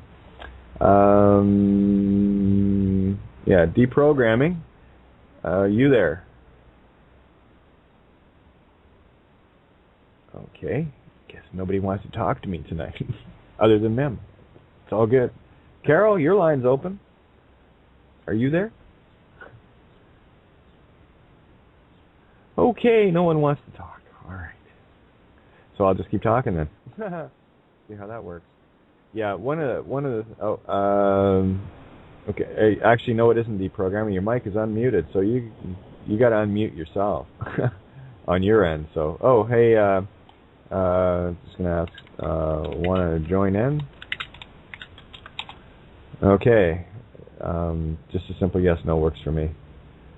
There we go. Okay, so, oops, did I get bumped again for crying out bloody loud? Oh, maybe Steve. Can you hear me, Ninja? Nope, here we go again. Well. Yeah, okay, I can hear you. You're fine. Okay, Steve, have we got you? Okay, it looks like I have him. I'm going to bring Swan into the call here. All right, so here we go. Let's see. We're going to get some fireworks tonight. Too late. Already got the shit out. It's all good. Swan, are you there? I'm here. Too late. Already got the shit out. It's all good. Oh, you're going to have to mute that. Yeah. Too late. Already got the shit out. It's all good. Oh, you're going to have to mute that. Yeah. Too late. Already got the shit out. It's all good. Sounds like a nice loop going on there. Just close the page, hon. Because you're in the show now. Don't matter. Just close the page, hon. Because you're in the show now. Don't matter. Yeah. Close the page, hon. Oh, that's not bad from here to Australia. That's pretty good. That's only about a 2, maybe 3 second delay. That's pretty impressive. Good. That's only about a. Swan, I'm going to need you to kill that page or mute your mic, because I can't mute you. There we go. Otherwise, it's just going to... How come I can get on the call?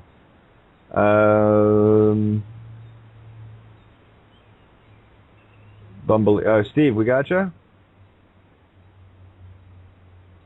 Yeah, the Archons are messing with all of us. They don't like this call tonight. Good. Happiness. Nothing makes me happier than a pissed off Archon. See, good. Oh, yeah, I love them. Yeah. Oh, yeah. So much for their little illusion. Yeah. And there's the trick, too, eh? It's every day, every instant of every day as we move forward, more and more of this, light poison gets peeled back so we can see the true darkness of creation, where we're not afraid of it anymore. And give me the happy dark places. I'm good. Yeah, that's right. Yeah, it's waking up to that realization, isn't it? That all the things that, as you've helped many of us to see recently, all the things I tell you not to look at is exactly what you need to look at. Oh, ding dong, hello. Oh, exactly. And I've been kind of hoping that Tony would have joined in one of these shows. It's not like he doesn't know how to get on. And it's not like he doesn't have the link, so I figured he'd just jump in one of these times. But door's open, right? But well, maybe he will now that he's heard you say that, if he's listening, or if he gets the archive. Yeah, well, see, here's the thing, right? And during the chat I had with him early on last week, I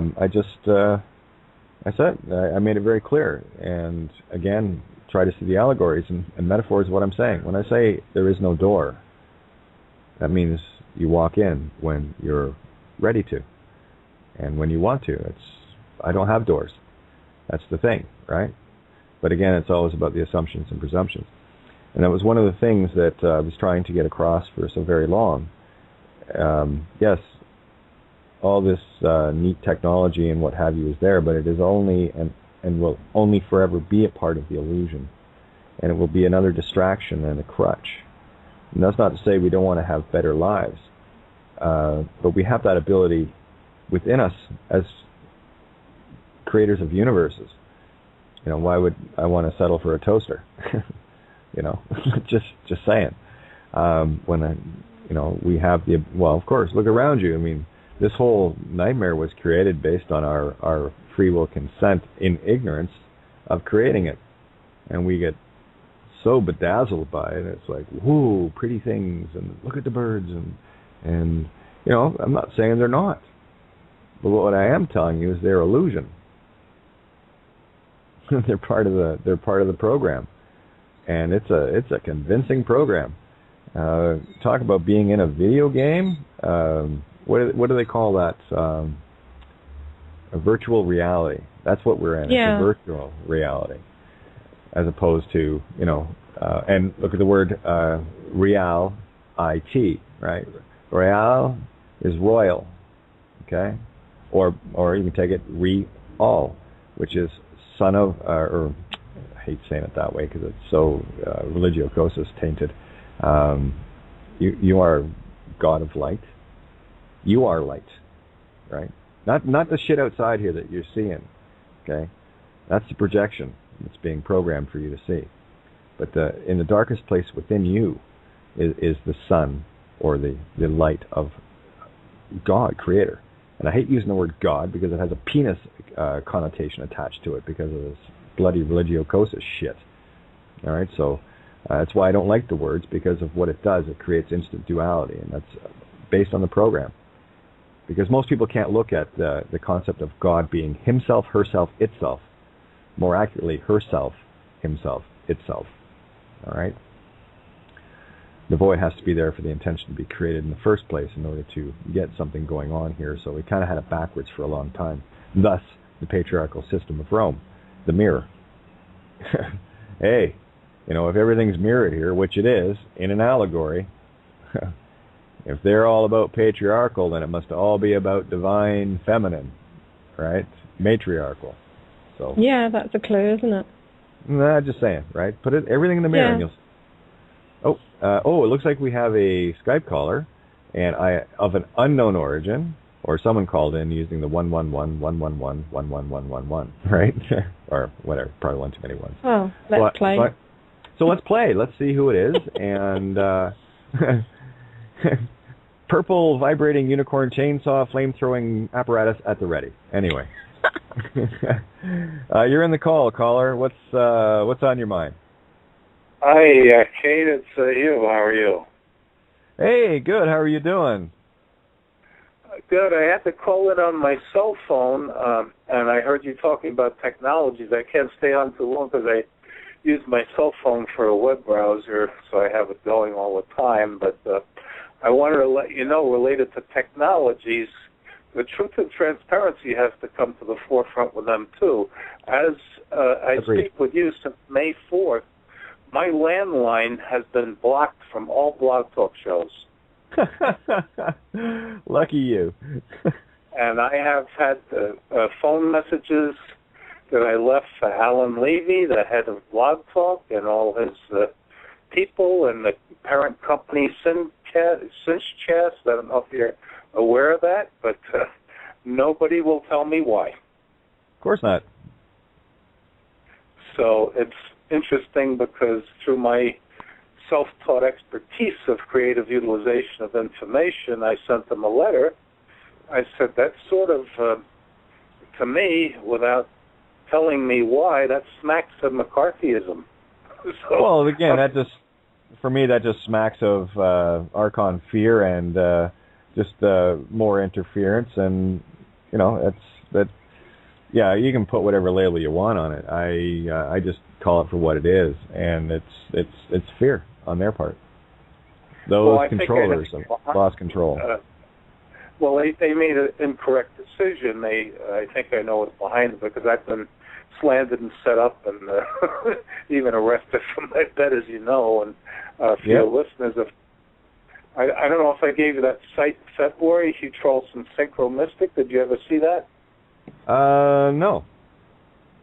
Yeah, Google that, because it's got all kinds of PDF file documents and links, and the interview is quite fascinating. The second half, my partner discusses some of the things we're doing, and he's Mensa with 3 doctorates and an expert in the law of attraction. It's Hugh, H-U-G-H, Charleston, Traulsen, and then put the words Synchro, S-Y-N-C-H-R-O, and Mystic, M-Y-S-T-I-C.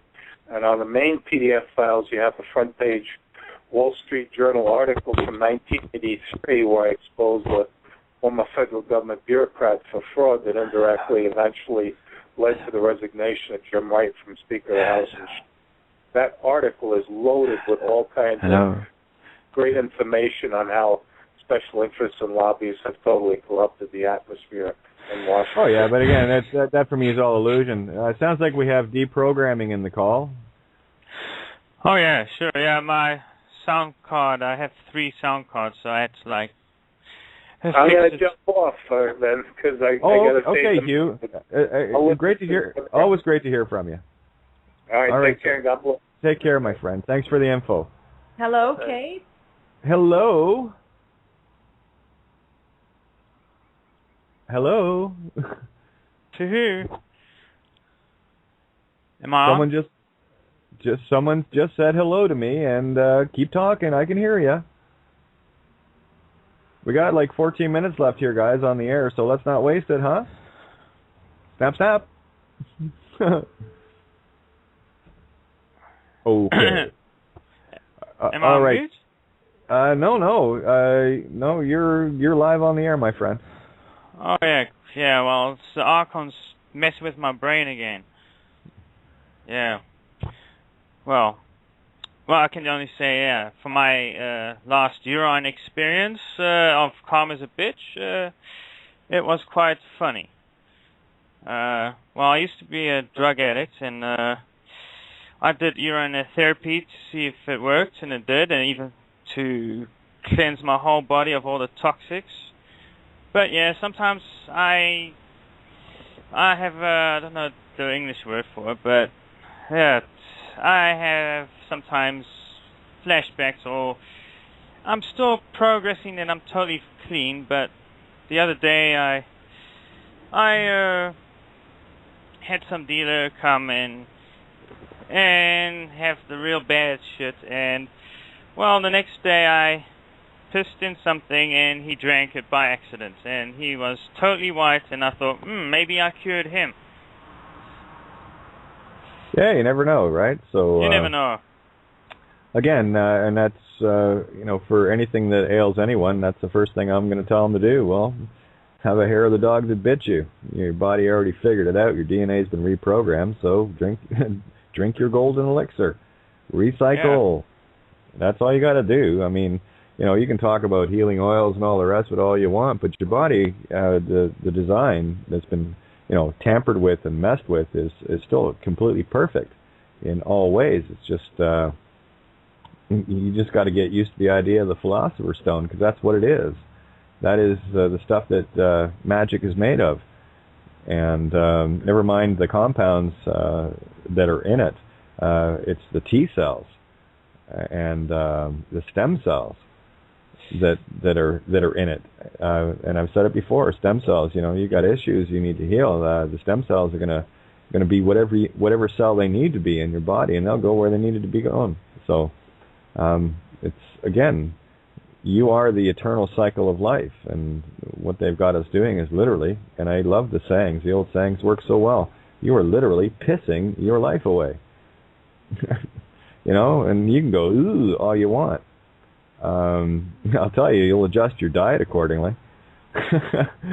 You know, Yeah. and your I habits. don't even eat that much anymore, so like, yeah. Yeah. Again, you have everything you need is contained within the universe. You just got to see that. You got to know it. And we've been led to believe so many things that have got us off the trail, off the track of our own humanity, of our own godhood. You know, so this is why people need to spend the time, you know, allowing the downloads to occur, get silent and get deep, and you know, and if you are in an observational mode all the time, then start looking for the allegories instead of the literals. You know, because everything in this illusion has layers and layers of truth contained in it, if you can see it as the clues that they are. And when you see it, it'll resonate with you because you already know the answer. You're just looking for something to trigger it. And that's, for me, that's how I found it. And I still go back to the meditative aspects of music for me. And like I said, whatever your dance is, dance it. You know, if going for a walk is your meditation, where you can be, you know, still and silent within self, contemplative. But don't let the worries of the day get in your way. That's the chatterbox of the left brain, the canine. You know, the cane versus your able right. You know, if you're walking with a cane, you must be crippled, huh? Well, you know what? Throw the cane away and get into your right mind. Because if you're not in your right mind, you're out in the left field somewhere. See how all the sayings work? They're all there. We just have to learn to listen to them for what they're really saying, not for what we've been led to believe they're saying. You know, it's like one of the essays I wrote called The Long and Short of It. You've heard that expression. Well, that's the long form, short form birth certificate for me. I saw the allegory of it. So I said, okay, well, I'll write the allegory. So I did. And I also put together the invocation of the cross, CRSS, Clausula Rebus Sextantibus. That one was allegorically and metaphorically shown to me in plain sight in a 12-part cartoon series called Gravity Falls. It's all there. You can see it. You know, it's and you know, it's no wonder we missed it. Because I got to say, you know, even a year ago, someone said to me, "Well, you know, all you have to do is decode a cartoon and you'll figure it out."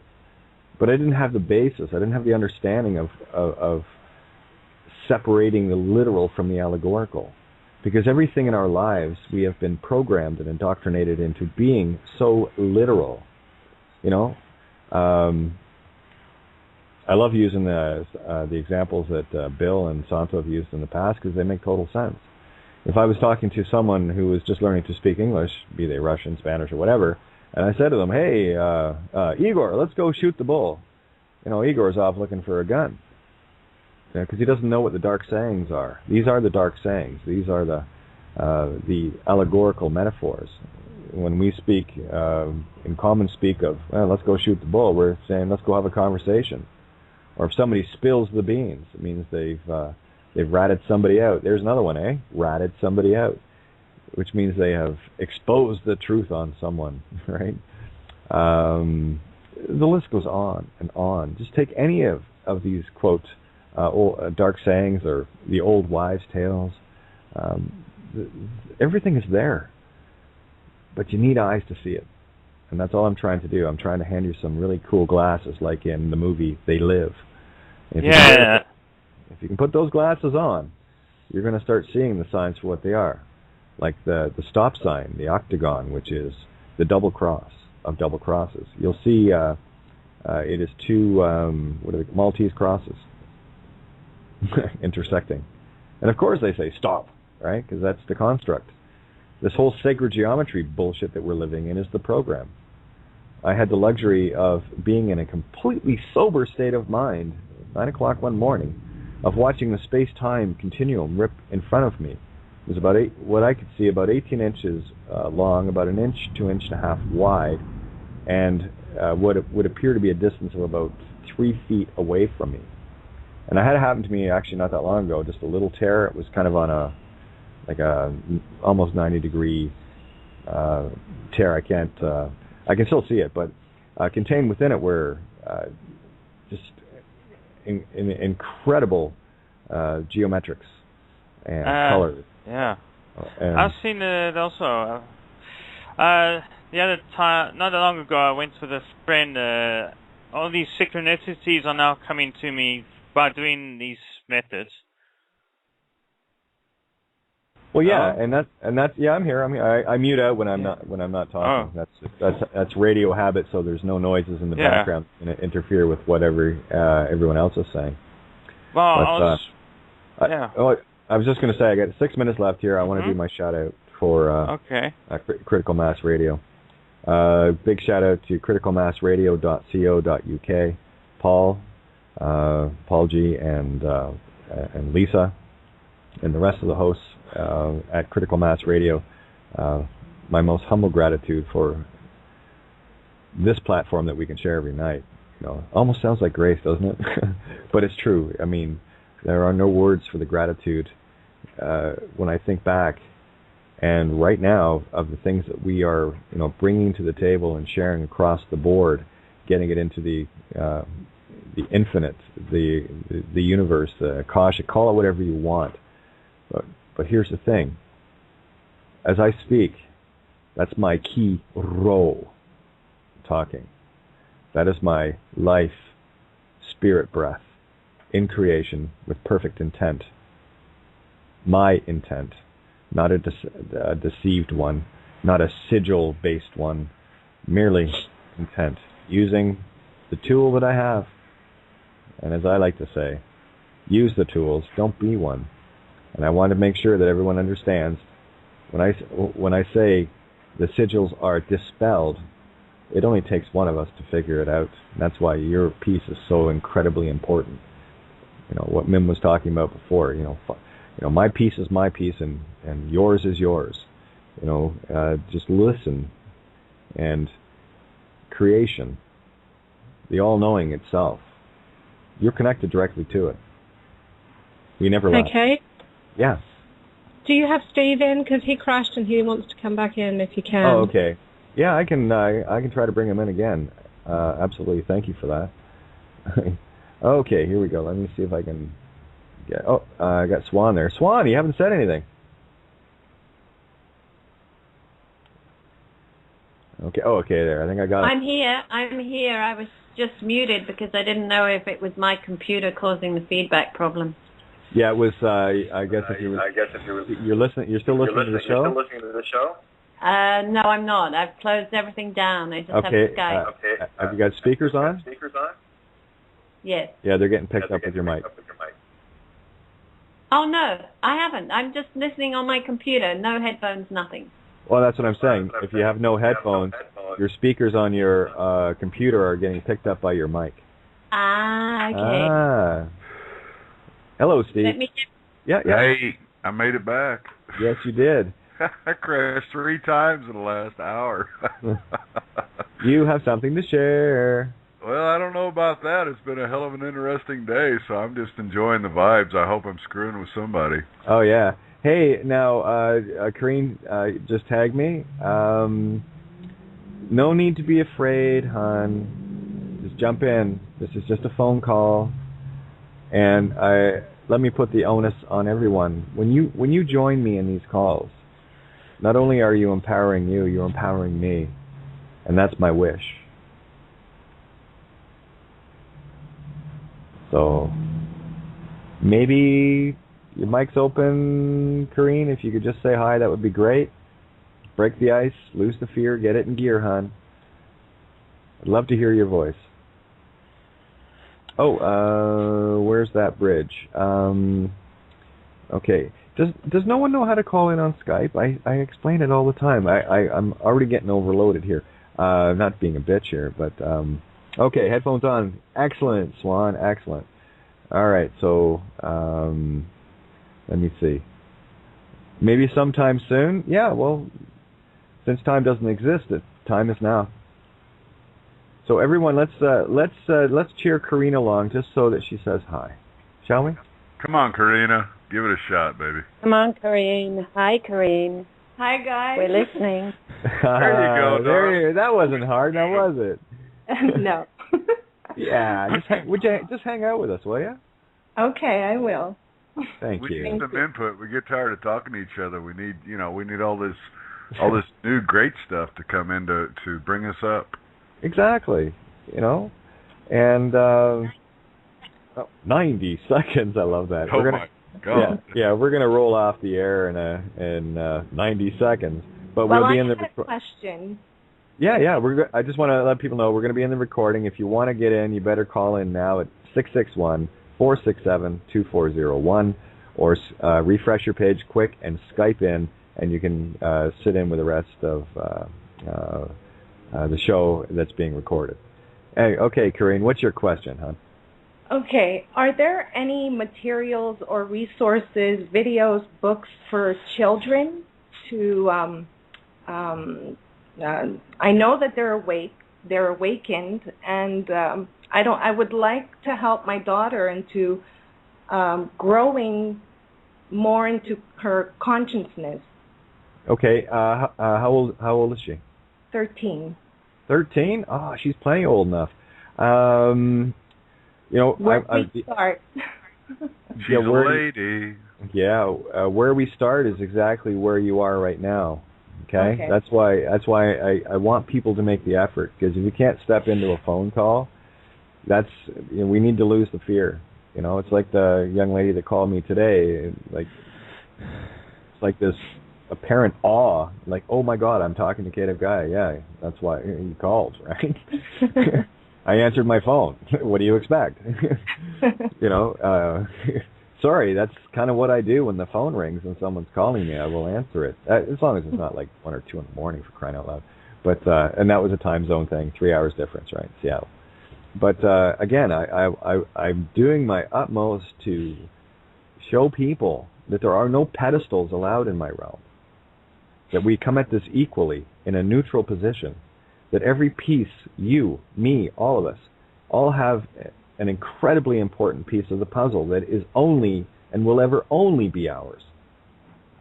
And this is why, Corrine, you just took a perfect example of baby steps. That's what my dad said earlier. Baby steps. He cheered me on to come on. There you go. So I'm grateful to you and your dad. And here's the question I have for you. Is it so tough? No. There you go. So there's the baby step. You're in the loop, and this is what I'm urging everyone to be a part of. This, we do this together. This isn't the Kate of Gaia show. No, it's outside the box. I just kind of push the buttons on the board and in the universe. That's what I do. That's my puzzle piece. It doesn't make me special. It doesn't make me different. It just puts me where I'm supposed to be. This is my purpose. And I'm okay with it. I came here kicking and screaming too. Thank you. I had my own baby steps to overcome. Quite a few of them. Good thing I can run fast, right? But, actually, someone had mentioned, let me see if I can, I'm going to try to squeeze one more in here at the risk of getting bumped. Okay, here we go. Let's bring Where's That Bridge in. Okay. Excuse me. And Swan, I'd love to hear from you, hon. How are things down under? Things down under, it's wet and dreary and miserable and isolated. Perfect. I guess it's where I need to be for a little while longer. I was going to say, that's perfect meditation zone for me, isolated. Yeah, it is. That's, I love writing songs when it's raining. Yeah, it's the best place to create, isn't it? Exactly, And here's something else, too. What was the name of the movie? Oh, for crying out loud. Great movie, too. I loved it. But anyway, the main character, I believe it was Matt Damon, wearing the hat, he could walk through doors, different realities. But one of the clues that he was given was that he cannot be seen by the, quote, and the watchers, unquote, or archons as we call them, when it was raining. Because that's the waters of truth. You see, there's the allegory. When you are in truth, when you are soaked in the waters of truth, you become invisible. They can't see you anymore. It's only when you register, quote, on their radar, unquote, with fear, with all the energies that they are trying to filter from, that's when you will become visible. And there you are. Yo, it's me. Yo, it is. How are you? Thanks for letting me in. How are you? Good, good. Say hi to everybody. Tell everybody who we are. Hi, everybody. This is Holly in California. Woohoo! Right on. Sunny Cal. Right on. Yeah. Well, it's good to have you, hon. Like I said, I'm pushing my limits right now with myself, the host. There's me on Skype with the hosting in and bringing other people in. But and I always like to mention too that if we suddenly drop off, it's because my Skype got hit or whatever. But all that is for me is confirmation that we're getting shit done. And besides, I'm going to be on. Just so people know, I do an afternoon show with criticalmassradio.co.uk every Tuesday. That is from 1 to 3 p.m. Eastern Standard, my time. And, of course, that is 6 to 8 p.m. Greenwich Mean Time, UK. And, of course, for people in California on the left coast, you're 3 hours difference there, so that would be 10 a.m. to noon. So it's a bit of, I can cover your breakfast, lunch, and dinner hour around this crazy little planet we call Earth. But that is on the main page, so not this platform. I run the sister platform to Critical Mass Radio online, and the main site is criticalmassradio.co.uk. So you can tune in there, and on the site there is the chat right there as well, and you can listen in live on that page. Or if you want, you can call in as well.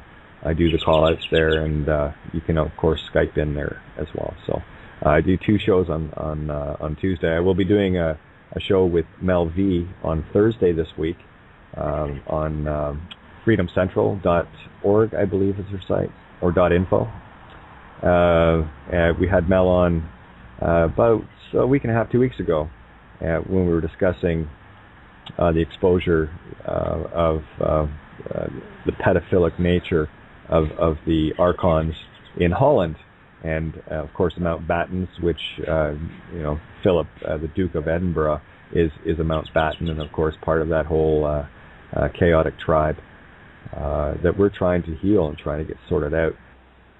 So, that being said, I'll be posting the links for both those shows ahead of time. Again, it's tough enough to keep up 7 nights a week as it is. They get the post done, so please bear with me. If you could make note of these times and what have you, it just saves me having to text people individually, because here's the truth, I will. And it is time consuming. So again, it's be mindful. And as much as I love to talk to everybody for hours and hours every day, I do have things that I need to get done, but I don't want you to think that I don't care and I don't want to talk, because I do, and I will. So let's walk this street together, shall we? All right, so I guess that was a mini rant, wasn't it? Interesting. So what else is going on, guys? Help me out here. I wanted to say something to the lady who asked how she should teach her daughter. Oh, Karine, yes. Karine, yes. Hi, this is Swan. Many years of parenting experience, some less informed than others, much more informed in recent years, but we have to teach them, we have to demonstrate it, we have to live it. I do it through movies and books with my son, who's 12 and a half. So I'm constantly searching for books and movies that show him the polarity, show him the duality, show him the truth, that demonstrate it, that involve him enough, and so that he makes decisions himself. He doesn't need me to tell him. It just gives him the opportunity to decide which reality he wants to choose. But books and movies are the best way with teenagers. Oh yeah, I love sitting down with my girls, and I'll never forget the one night. I forget what movie it was we were watching, but I was actually translating it allegorically as it was going, and I'd said a few things earlier before the movie and whatever, and I just remember Emily turning to me. She just looked at me like with that "oh my God" look, and of course another reason why the Archons had to do the put it asunder routine. That's okay. It'll all heal. It's all fine. But yeah, that is the best way. For me, it was anyway. Yeah. But we got to take the responsibility as the teachers, if you will, to get it first for ourselves.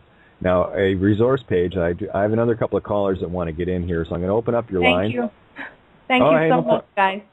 Oh, hey, that's why you're in the call, you see? Because if you hadn't jumped in, you wouldn't have got this, now would you? Right. You see, there you go. We're just trying to gift you, you see? Thank you. No worries.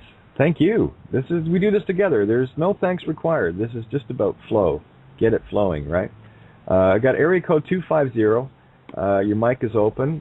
And area code 508, your mic is open. And I would ask that if you are not speaking, please mute, because things like breathing and farting and all the rest of it does get picked up. So please be mindful. I do it, and I'm like running the board. You don't have to do anything but hit one little button. So anyway, I just wanted to say that. So area code 250 and area code 508, you are both in the call. 250, you want to chime in first?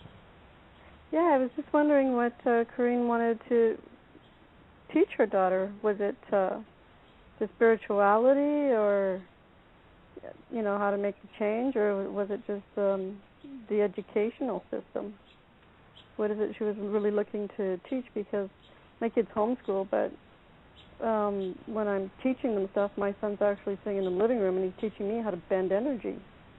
Where Isn't my that great? 13-year-old, she absolutely can't stand this talk about spirituality, but she wants to learn all the stuff about witch magic, and she's more spiritual. So, just give it a shaman twist and call it a witch, and she's on her way. Exactly, and there it is. Right, you got to look at how they're learning, what they want to learn. What is ringing their bell, baby? Yeah. And that's really what it boils down to. And the responsibility ultimately falls on ourselves first. We got to be the example, of the change or of the awareness that you want to shine for others. And that's it. I mean, it always comes back to self. I should get this out. I don't speak of this often enough. I'm terrible for this self-promotion thing. There is a web page you can go to, kateofgaia.wordpress.com, that Ninja so eloquently put together for me, and it will be kept very current, very now, and and very clean, and it will be in the now. And people ask me about shows that have been going on and this, that, and the other. The only show that you really, or episode as we like to call them now, planting seeds, is the one you're in right now, because this is the now moment, and the revelations come out here. And yes, I can point you to any myriad of the probably thousands of shows I've done now. And they're all leading to this point. I think that's the point I'm trying to make here. But kateofgaia.wordpress.com, you can most certainly pop over there. And I was trying to upload the Black's Law 9th on my Box account so I could post it in Facebook for everyone to download. But for some reason, it just would not upload. It kept stopping and having to, telling me error failed, which is, I thought, kind of odd. And then I thought, well, that's not odd at all. But I guess what I might end up doing, I'll have to talk to Ninja about it, get it uploaded to the kateofgaia.wordpress.com page. So if anyone wants Black's Law Consciousness Edition, the magic book, that is the Supreme Bible, by the way, of magic, for all things defined. And once you know how to read it and how to apply it, it's for me, next to the Bible code book, is the most powerful tool of breaking down the allegories, and it's following things in the now. So, but Corrine, what kind of focus or direction were you looking at? Do you know, or are you still kind of feeling your way through that?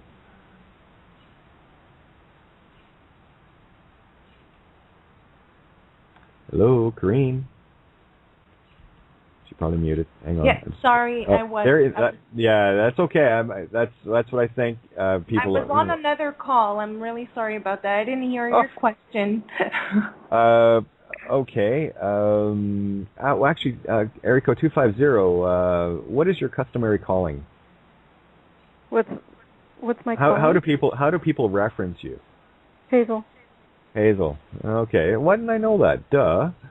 I should know the voice by now. Sorry, guys. Yeah, what's going on with you? Well, I'm a little off today. Yeah, you don't sound like yourself. No, just, women's hormones, right? It gets you, and then this dang weather change is so drastic sometimes when you're in the desert. Exactly. Well, why don't you pose the question back to Corrine, or ask her what she's looking for. Okay. What is it that you're looking to teach? Are you looking to teach your children the energies, the frequencies, the school education itself?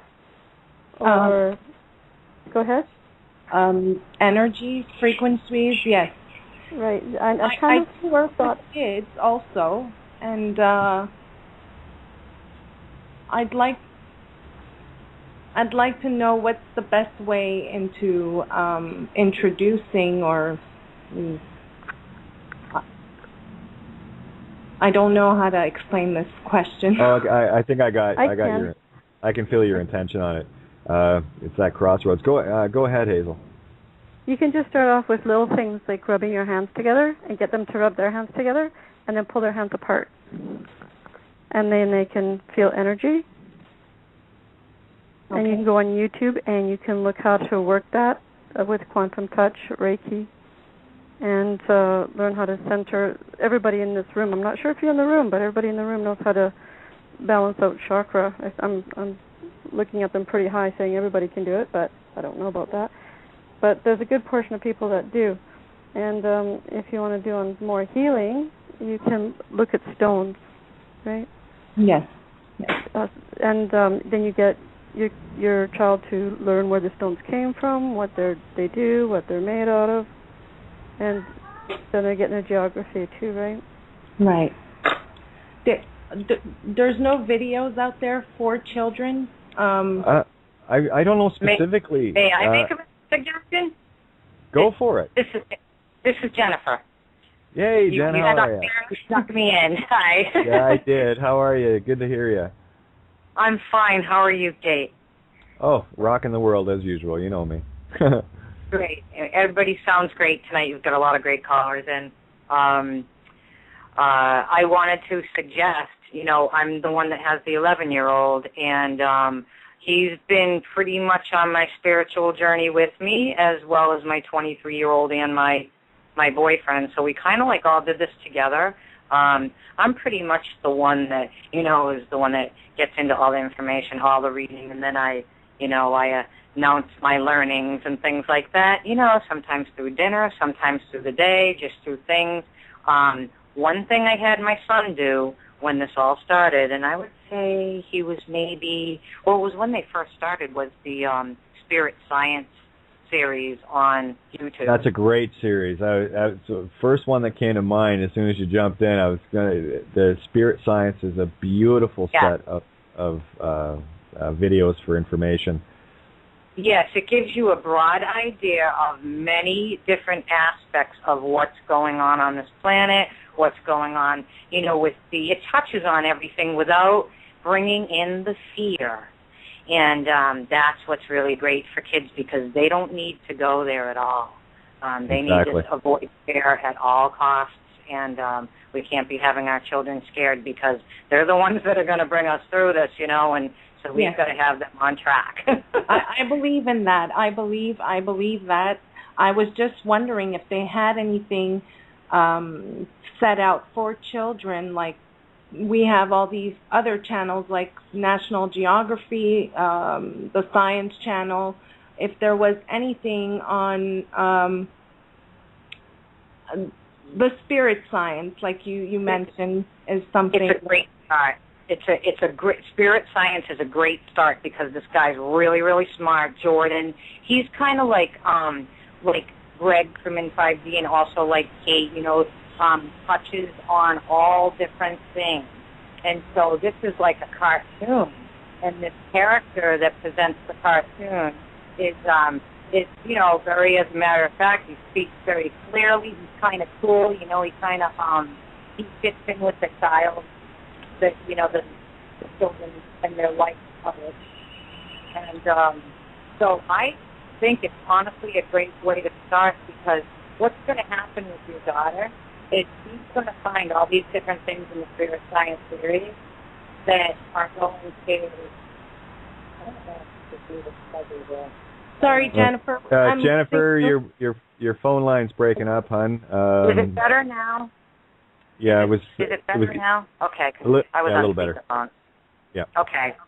What I was saying was that these are really kind of set for anybody. And what will happen to your daughter is if she watches all of these, he's got one set up that's like 1 through 15. So it's all these different like 10 or 20 minute movies and there's 15 of them, and then there's more beyond that. So you got 1 through 15, and then now he's got like 16 through 22 was I think the last one I watched, and I kind of go back to him once in a while. I come across them and go, and he's also upstates them, which is really cool.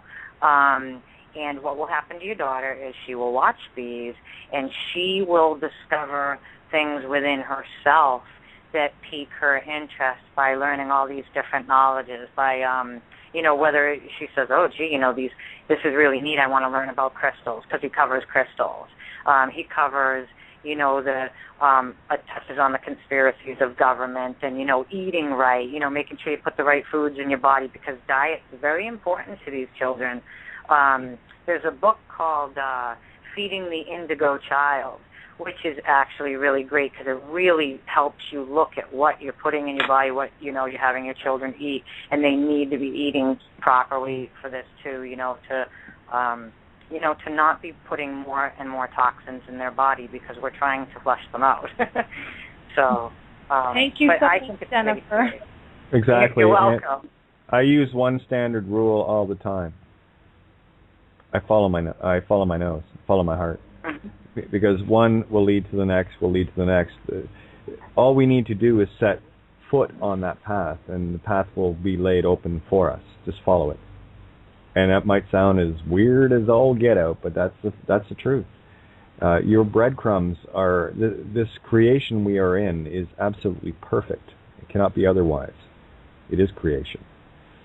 So I put my heart out to follow my own trail, and everything that I have been able to share over the last number of years has come directly from following that trail. Be it a word trail, be it a etymology, be it a cartoon, movie, I don't care, it doesn't matter. Because always contained within everything I'm looking at is something that will resonate with me, and it will lead me to the next. It's effectively, you're looking, as you're looking, the next step will be presented to you. And it will be there. This is the yellow brick road. This is Oz. So just have complete faith in yourself for the first time in your existence in a very long time. It is about putting the faith back in self, to trust your instincts, to trust your intuition, because your mind will always steer you wrong. This is why we have to stop thinking thought, the god, Hermes Trismegistus, who planted that original seed of thought, that's why they call him that, that needs to be dispelled.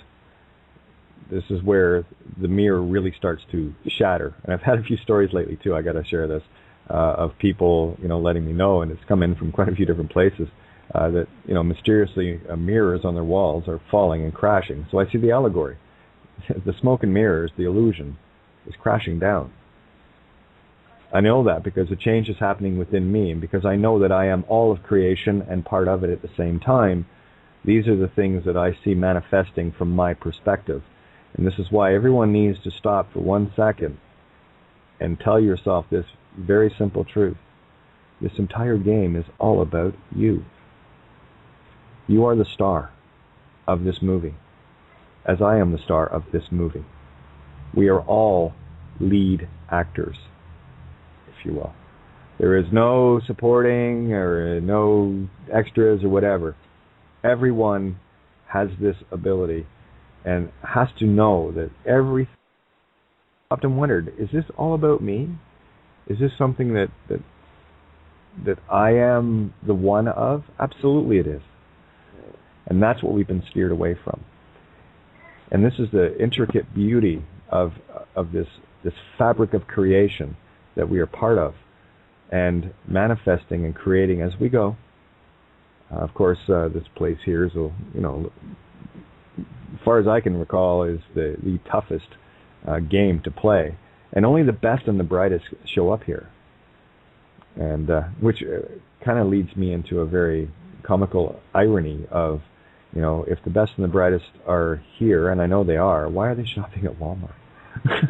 Why are they, busting the doors down to get the next, consumerian sale? It's like, it's sad and laughable at the same time, But just follow your nose. By the way, the nose is directly connected to the heart. That's where that expression comes from. So follow your nose. It always knows, and you'll find the breadcrumbs. Yeah. We started off. I taught the kids how to open up their pineal gland. Oh, good. And once they realized they were flyers, then their curiosity took off, and they're 13 and 15, so they're old enough to do their own searching and digging as well. Right on. And the importance of diet, especially at that age, critical. And again, for me, my my reality is that mind over matter, or heart over matter, is paramount with me. I have a grasp of that, where I know that any of these things that they throw at us, poisons or whatever, has zero effect on me. Yeah. And the only effect that can be caused is by me. So it's like when I sodium bicarbonate for alkalinity. I do that periodically. For me, it's a cleansing, and also it is a physical act reaffirming a spiritual intent, not the other way around. Mm-hmm. Okay? So this is about me doing things in the physical manifest from my spiritual intent. And that's it. Do I need to do it? No. But I do these little things, I eat properly as best I can. And but I know that whatever energy I'm ingesting, and of course no animal whatever, is for me to transmute into what I need, if I need it at all. Now here's one for you. Have you mentioned urine therapy to them yet? I was talking with Ninja and a few others that were on the chat room. You want to, like, it's seriously? First one in the morning, catch it and drink it. All of it. Recycle it all. Yeah. I'll tell you. I'm a grapefruit girl. I need the grapefruit. Yeah, there you go. And here's the thing: if you're eating properly and you're not ingesting much in the way of processed, taxed foods, you'd be amazed at the difference. And I know that's why I gave up drinking instant coffee. It's like, okay, not more of that crap, But it was, it was convenient, and that's all it was. But at the same time, when you're recycling, it's friggin' amazing. You literally turn into a walking, talking Chablis. If you're going to do urine therapy, you should not drink coffee, period. It makes it bitter. Exactly. And if if you hydrate well, and you should be anyways, there is no smell or color to your urine. That's how you tell that you're hydrated well enough, is when you look down, it's just water. Yeah, it's or at the worst, a very, very, very pale gold. Mhm. You know, and that for me are the elements that we create for ourselves for our own healing. Well, the list of nutrition that comes from urine therapy is longer Incredible. than any vitamin list. It's incredible, and you are your own fountain of youth. You want to reverse aging? Get on it. You want to open your pineal real quick? Get on it. You want to get any ailments taken care of? Your kidneys are the balance. That's your Libra zodiac. We have the complete zodiac in our bodies. Oh, right? People opening up their pineal gland, they will see without using their eyes and hear without ears. You know, they'll travel without moving. Yep. They start becoming. Oh, there's that thing about God is light, ye are light, ye are gods. Wow, isn't that cool? It's almost like it was true. Yeah, it is. Absolutely, it is. It is. We have a friend that's on the chat, and he's over in the UK. And he says to me, and this might be a good thing for the 13-year-old. He says, just look down and introduce the stomach god to the center of the brain god. Just say, hello there, stomach god. I want you to meet the center of the brain god.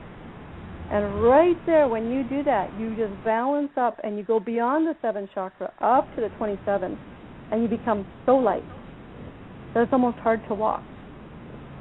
And some, if they get to know who they are, probably will feel wings, right? And it takes 4 times before you get your legs back under you when you're in that state.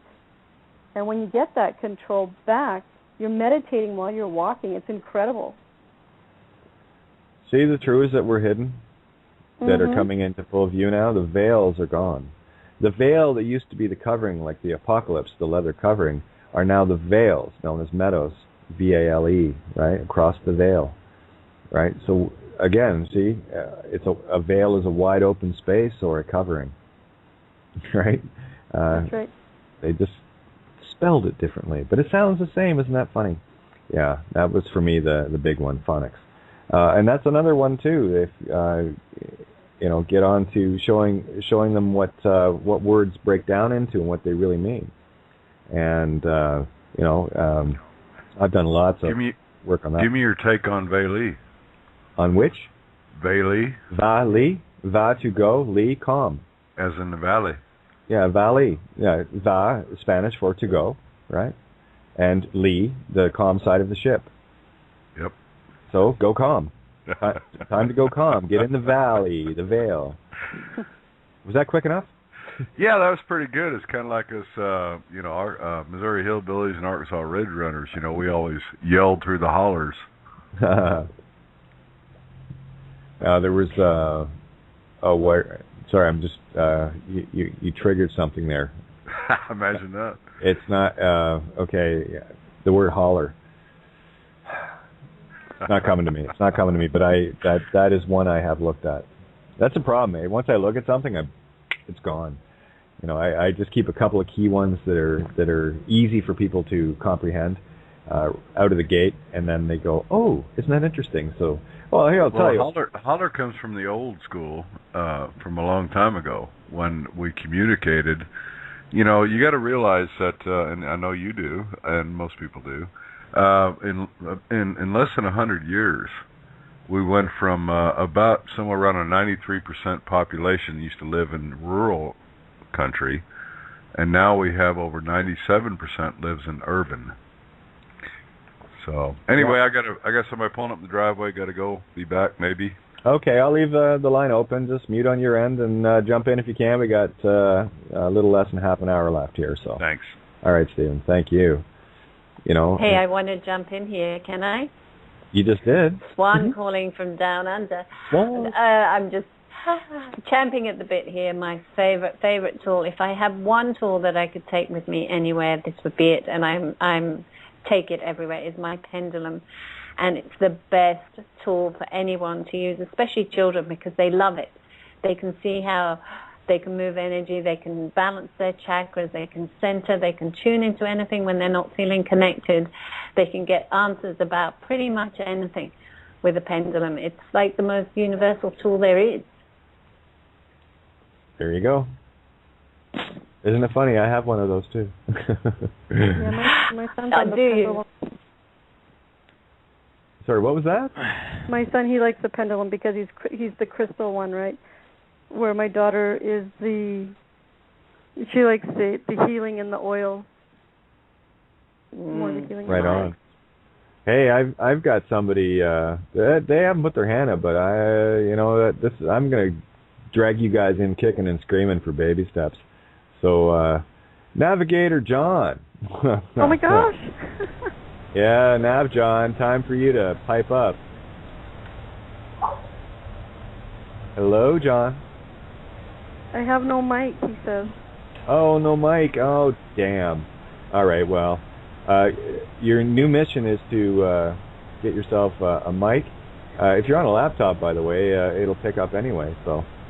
But no problem, I'll mute you out because a lot of noise on your end there anyway. But good to have you, my friend. Just, You've had a rough day. Oh, yeah, well, we're just going to flow light and love then, aren't we? Because that's what we all are. That's what he needs. Let's power each other up, right? So, and this is what, if anyone wonders what my purpose is, it's to stop those. See, here's the thing, and this is how incredibly important you are. When you find your center and you know who you are, you're changing the world within, and it automatically changes without. You may not see it at first, but I've used the analogy of once the seed is planted, it will grow. And how you water it will matter. But, you can plant bamboo. I love using bamboo because some species of bamboo will grow 6 feet in a day. And some seeds are like that. Some creations we have are like that. And others, take a bit of time. It's like planting an acorn. It takes a generation or two for that. Okay. Yeah, go ahead. He says, sing me a happy birthday song. It's my birthday today. Oh, a happy birthday song. Yeah. A happy re-entry day. Happy re-entry day. Yeah, there's my favorite term to use. Well, happy birthday. Happy birthday to you. Does that work? Yeah. my guitar is inside, and I'm all kind of in my helm position here outside. So, and to thank you for bringing that up, by the way, and a very, very happy re-entry day. Another one around the sun. Woohoo! And tomorrow will be a very happy unre-entry day. So there we go. Just show the mirror. But Swan, we did what was it, about 3 weeks, a month ago, where we just on the Sunday night. I guess that's your Monday morning there, Swan. Just wanted to get into doing something more ethereal nature. Haven't had a chance to really chat with you. And I will say this, please, everybody, if there's any information you want to get to me, please Skype me. If you're in my Skype, use it, because Facebook is retardedly slow, even to load the pages. And I sit here just gritting my teeth waiting for it. It's like, and to try to respond to it, it's not like I'm ignoring it. It is just a pain in the royal ass to converse using Facebook messaging. It used to be okay. I don't know what happened, but now it's just, forget it. So Skype me. For those that don't have my Skype, obviously I'm thinking the ones in this call right now have it, but it's katie.renee.thompson. Cygnus trumps it is another way to search for it. KATIE.RENEE.THOMPSON. And there you go. Just like that. So, where were we? Oh, yes, talking about music and... Swan, I don't know. You Swan. No, go ahead. You can share the idea, too. I was just reminding you, were talking about our night of music, weaving music and sacred poetry and divine inspiration. All right, well, let's set it up for this Sunday, your Monday, and we'll do something along the Where Angels Gather theme. Yes. Beautiful. I have the flyer. Yes, you do. All right, so let's set that one up for Sunday, and I'll have to get my chops up. I've got a few tunes that I'd love to be playing live. I'm not sure if you've been catching up on any of the shows, but I've been, and I've got a few more songs to upload as well. But I uploaded a few well, newer to you songs, but old friends to me. So, hey, you guys want to hear one? Yeah. Yeah. All right. Well, tell you what, because everyone knows which one I'm going to go to, because I've just been loving this song so much lately, and I got to tell you, there's no time that this song has fit in better than right now. So I'm gonna throw it on. Anybody want to guess what it is? The one with the angel? That's Like an Angel. I can do that one, but I was thinking of Rescue. One. You know what? I'll do that one then, because that is, for me, a very, very deeply profound song, especially from where it was birthed, if you will. And you see, there it is, Like an Angel. All right, so yeah, 'cause we seem to end up running out of time at the end to play whole songs, so I'll do this now, and maybe we'll close off with Rescue. But let's set the theme and set the mood for the upcoming Sunday show, Where Angels Gather. That's what we're calling it, right? Yeah? Nice. Yeah, something like that, or Gathering of Angels, something. So, Like an Angel, just for you. That's what you get for chiming in, huh? Nice. Very sweet. I should do it more often. Yeah, that's why, I want people to jump in here. So for you listening, enjoyment, Like an Angel.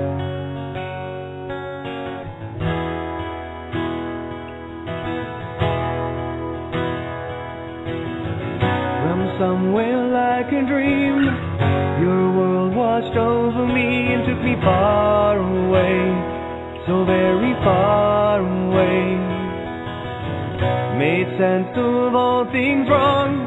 Gave hope where all was gone. What do I need to say? Really need to say. Your eyes are all the words I need, wanting nothing in return.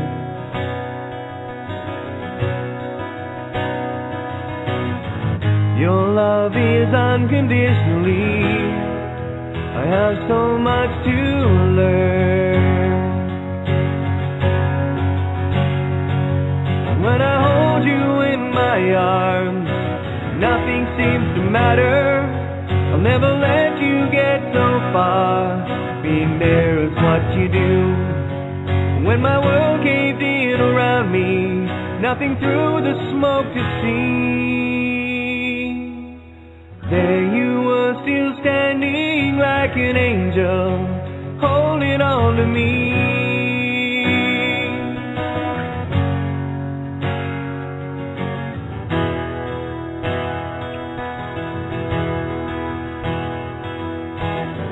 Somehow you pulled me through, turned faith back into truth completely, so completely. Held strong when others ran, gave my heart a place to stand, and you saved me, more than saved me. Your eyes are all the words I need, wanting nothing in return.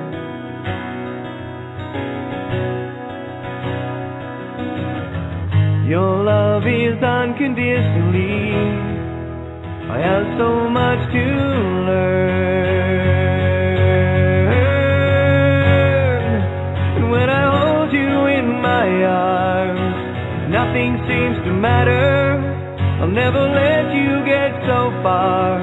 Being there is what you do. And when my world caved in around me, nothing through the smoke to see. There you were, still standing like an angel, holding on to me.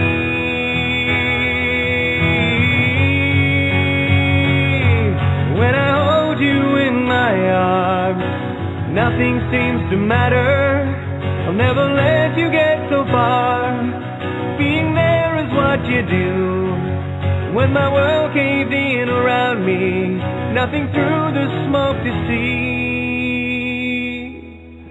There you were, still standing like an angel, holding on to me.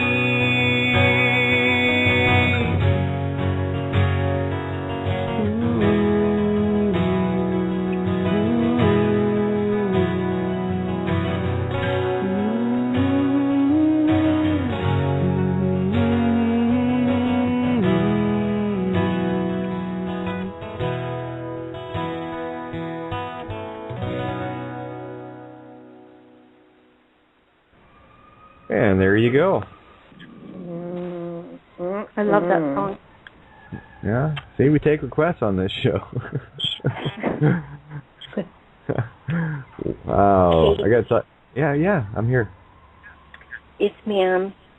I Hey, heard ma'am. that, and I just tell you how special that song is to me, because one of the songs that my husband wrote was "She Saved Me." And I heard him speaking very loudly through that song, and I just, one of those times when you're being that composite of the universe, and thank you. That was awesome. Thank you. I mean, that's the whole idea. Really special moment. Yeah, thank you. Very, very true and alive in the spirit. Thank you. You're most welcome, and I'm most grateful. And have we heard from Colleen yet? I've got Colleen's mic open. Are you there, Colleen? I heard my name. There you are, hon. Hello? How are you? Yeah, I wanted to get you in. We only so I wanted to get you in tonight. Okay, thank you. I'm still in the energy of that song. Beautiful. What hurts? Do you know what hurts that song is in, Katie? That one was originally recorded in 440. One of the things that I've always, regardless of the pitch, and I tune in 432 now, but regardless of pitch, my intent always came through in the songs. You know, for whatever reason. Well, again, there's that. I don't care about the illusion of the this paradigm we're in, where only intent matters, and intent will cut through everything like a hot butter through a knife, or a hot knife through butter. Wow, But yeah. see, and I mirror everything. That's such an example of that, isn't it? Yeah, and if anything explains it for me, that would probably be what it is, where the intent was never allowed to be clouded by any frequency attempt. And that the message was cut through. Heart over matter. Yeah. So maybe that's the resonance frequency. Again, that's a question that I've never been asked, and I've never actually thought of it until you asked it. So thank you for asking. That's a really cool perspective shared. Because it's such, that vibration is just really heart-centered, and whatever's gone on, whatever hurts it is, it really is, the love, really, you really feel it. Yes. And that's what I was going to say. Yes, it is the best and the brightest gathering here. And Indeed. you were talking about leading with the heart, and that's what I found with my daughter. She's 17, and what I would do was just bring into the home and into the environment the things that I was interested in. And, of course, those things were, love and a higher vibration and health and vegetarianism and crystals and pendulums. Yes, Juan, we had the pendulums. But I would do things like the chakra coloring book with her. And like you said, Kate, one thing leads to another.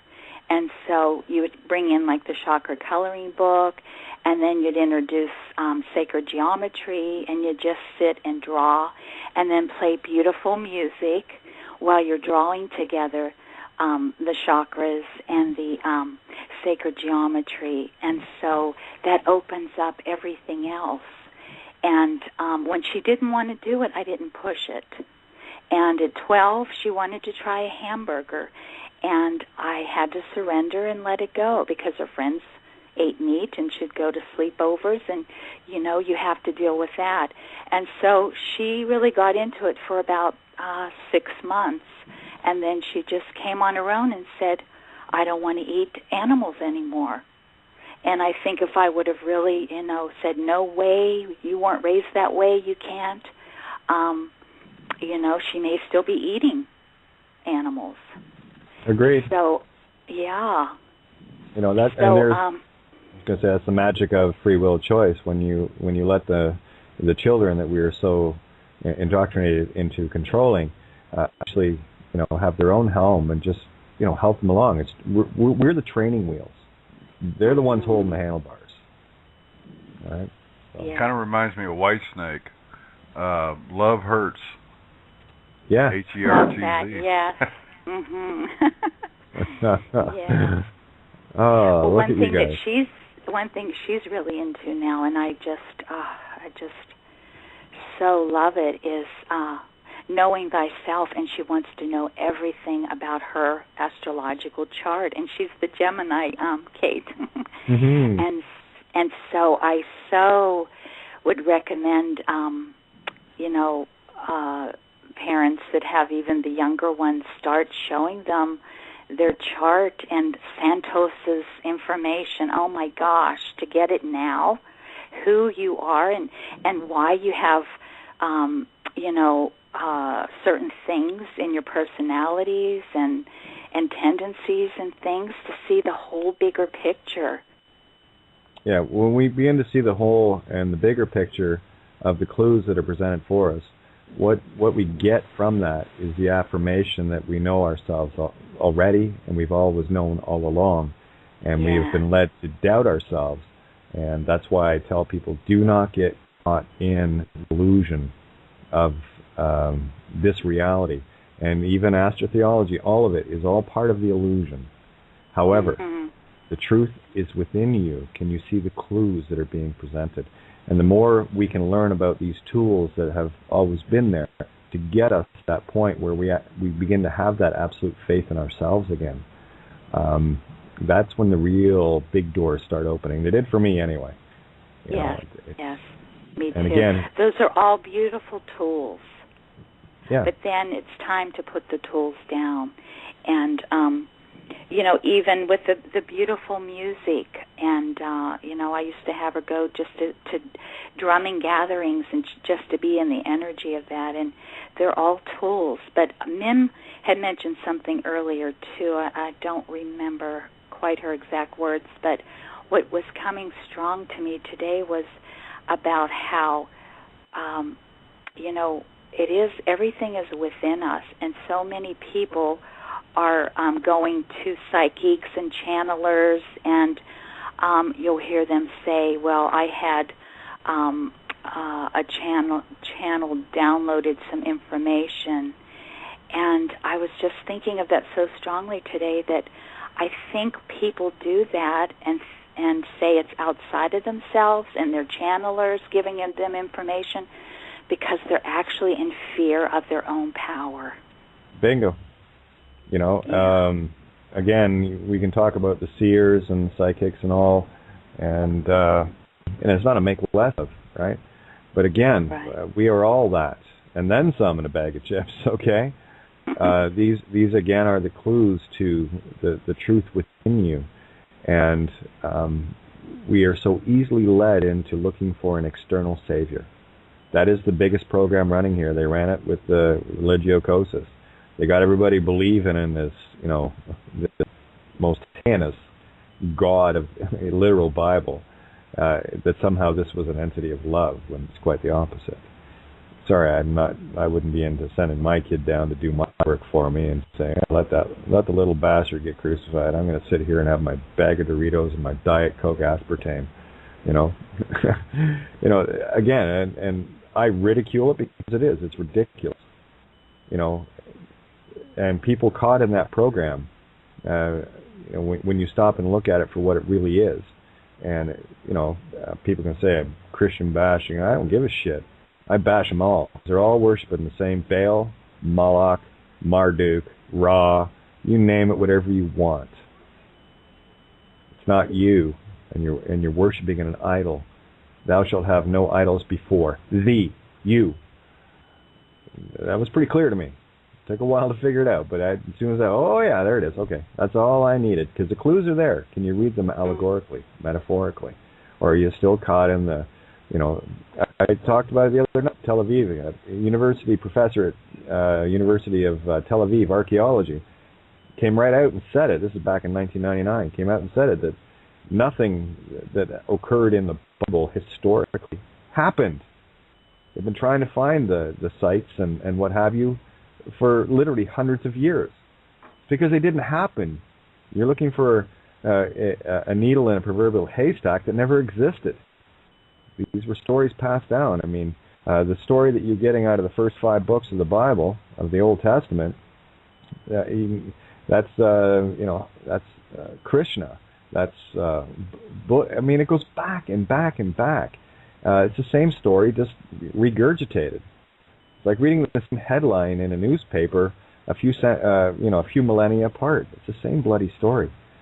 But people, again, it's this whole fear program that has been rammed down our proverbial throats that has us clinging to a non-existent thread, and it's because we doubted ourselves. It's because we looked outside of ourselves for answers that would never come, only clues. And what we're finding now, at least what I'm finding, is we've done the full circle. We've come back to ourselves, and we're starting to be the Aquarian age beings, not the Piscean believers. We are the Aquarian knowers, the Gnostics. We know now, and we're knowing more and more every day. Every one of these episodes for me is another eye opener, something that and again, and I've said this, and I will continue to say it, I don't take anything I say as research it, look it up, feel it out. These are my discoveries, my truths. I'm just sharing what I found, and the only time they'll be yours is when you find them too, and they resonate.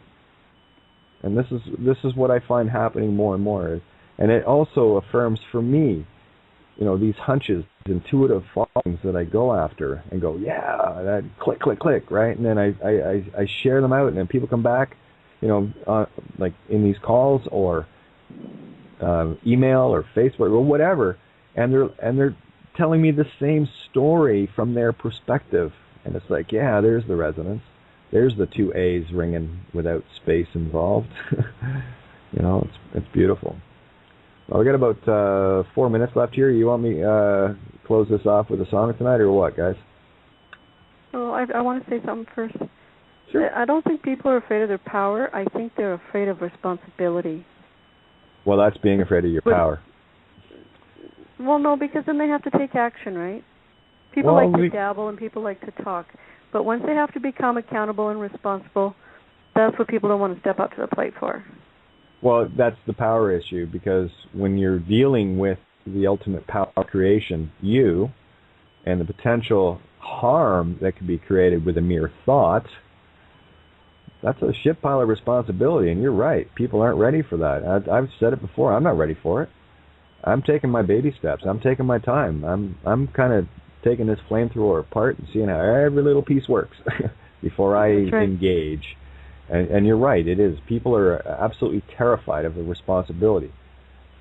That comes from knowing their true power within. We're only afraid of our own power. That's it.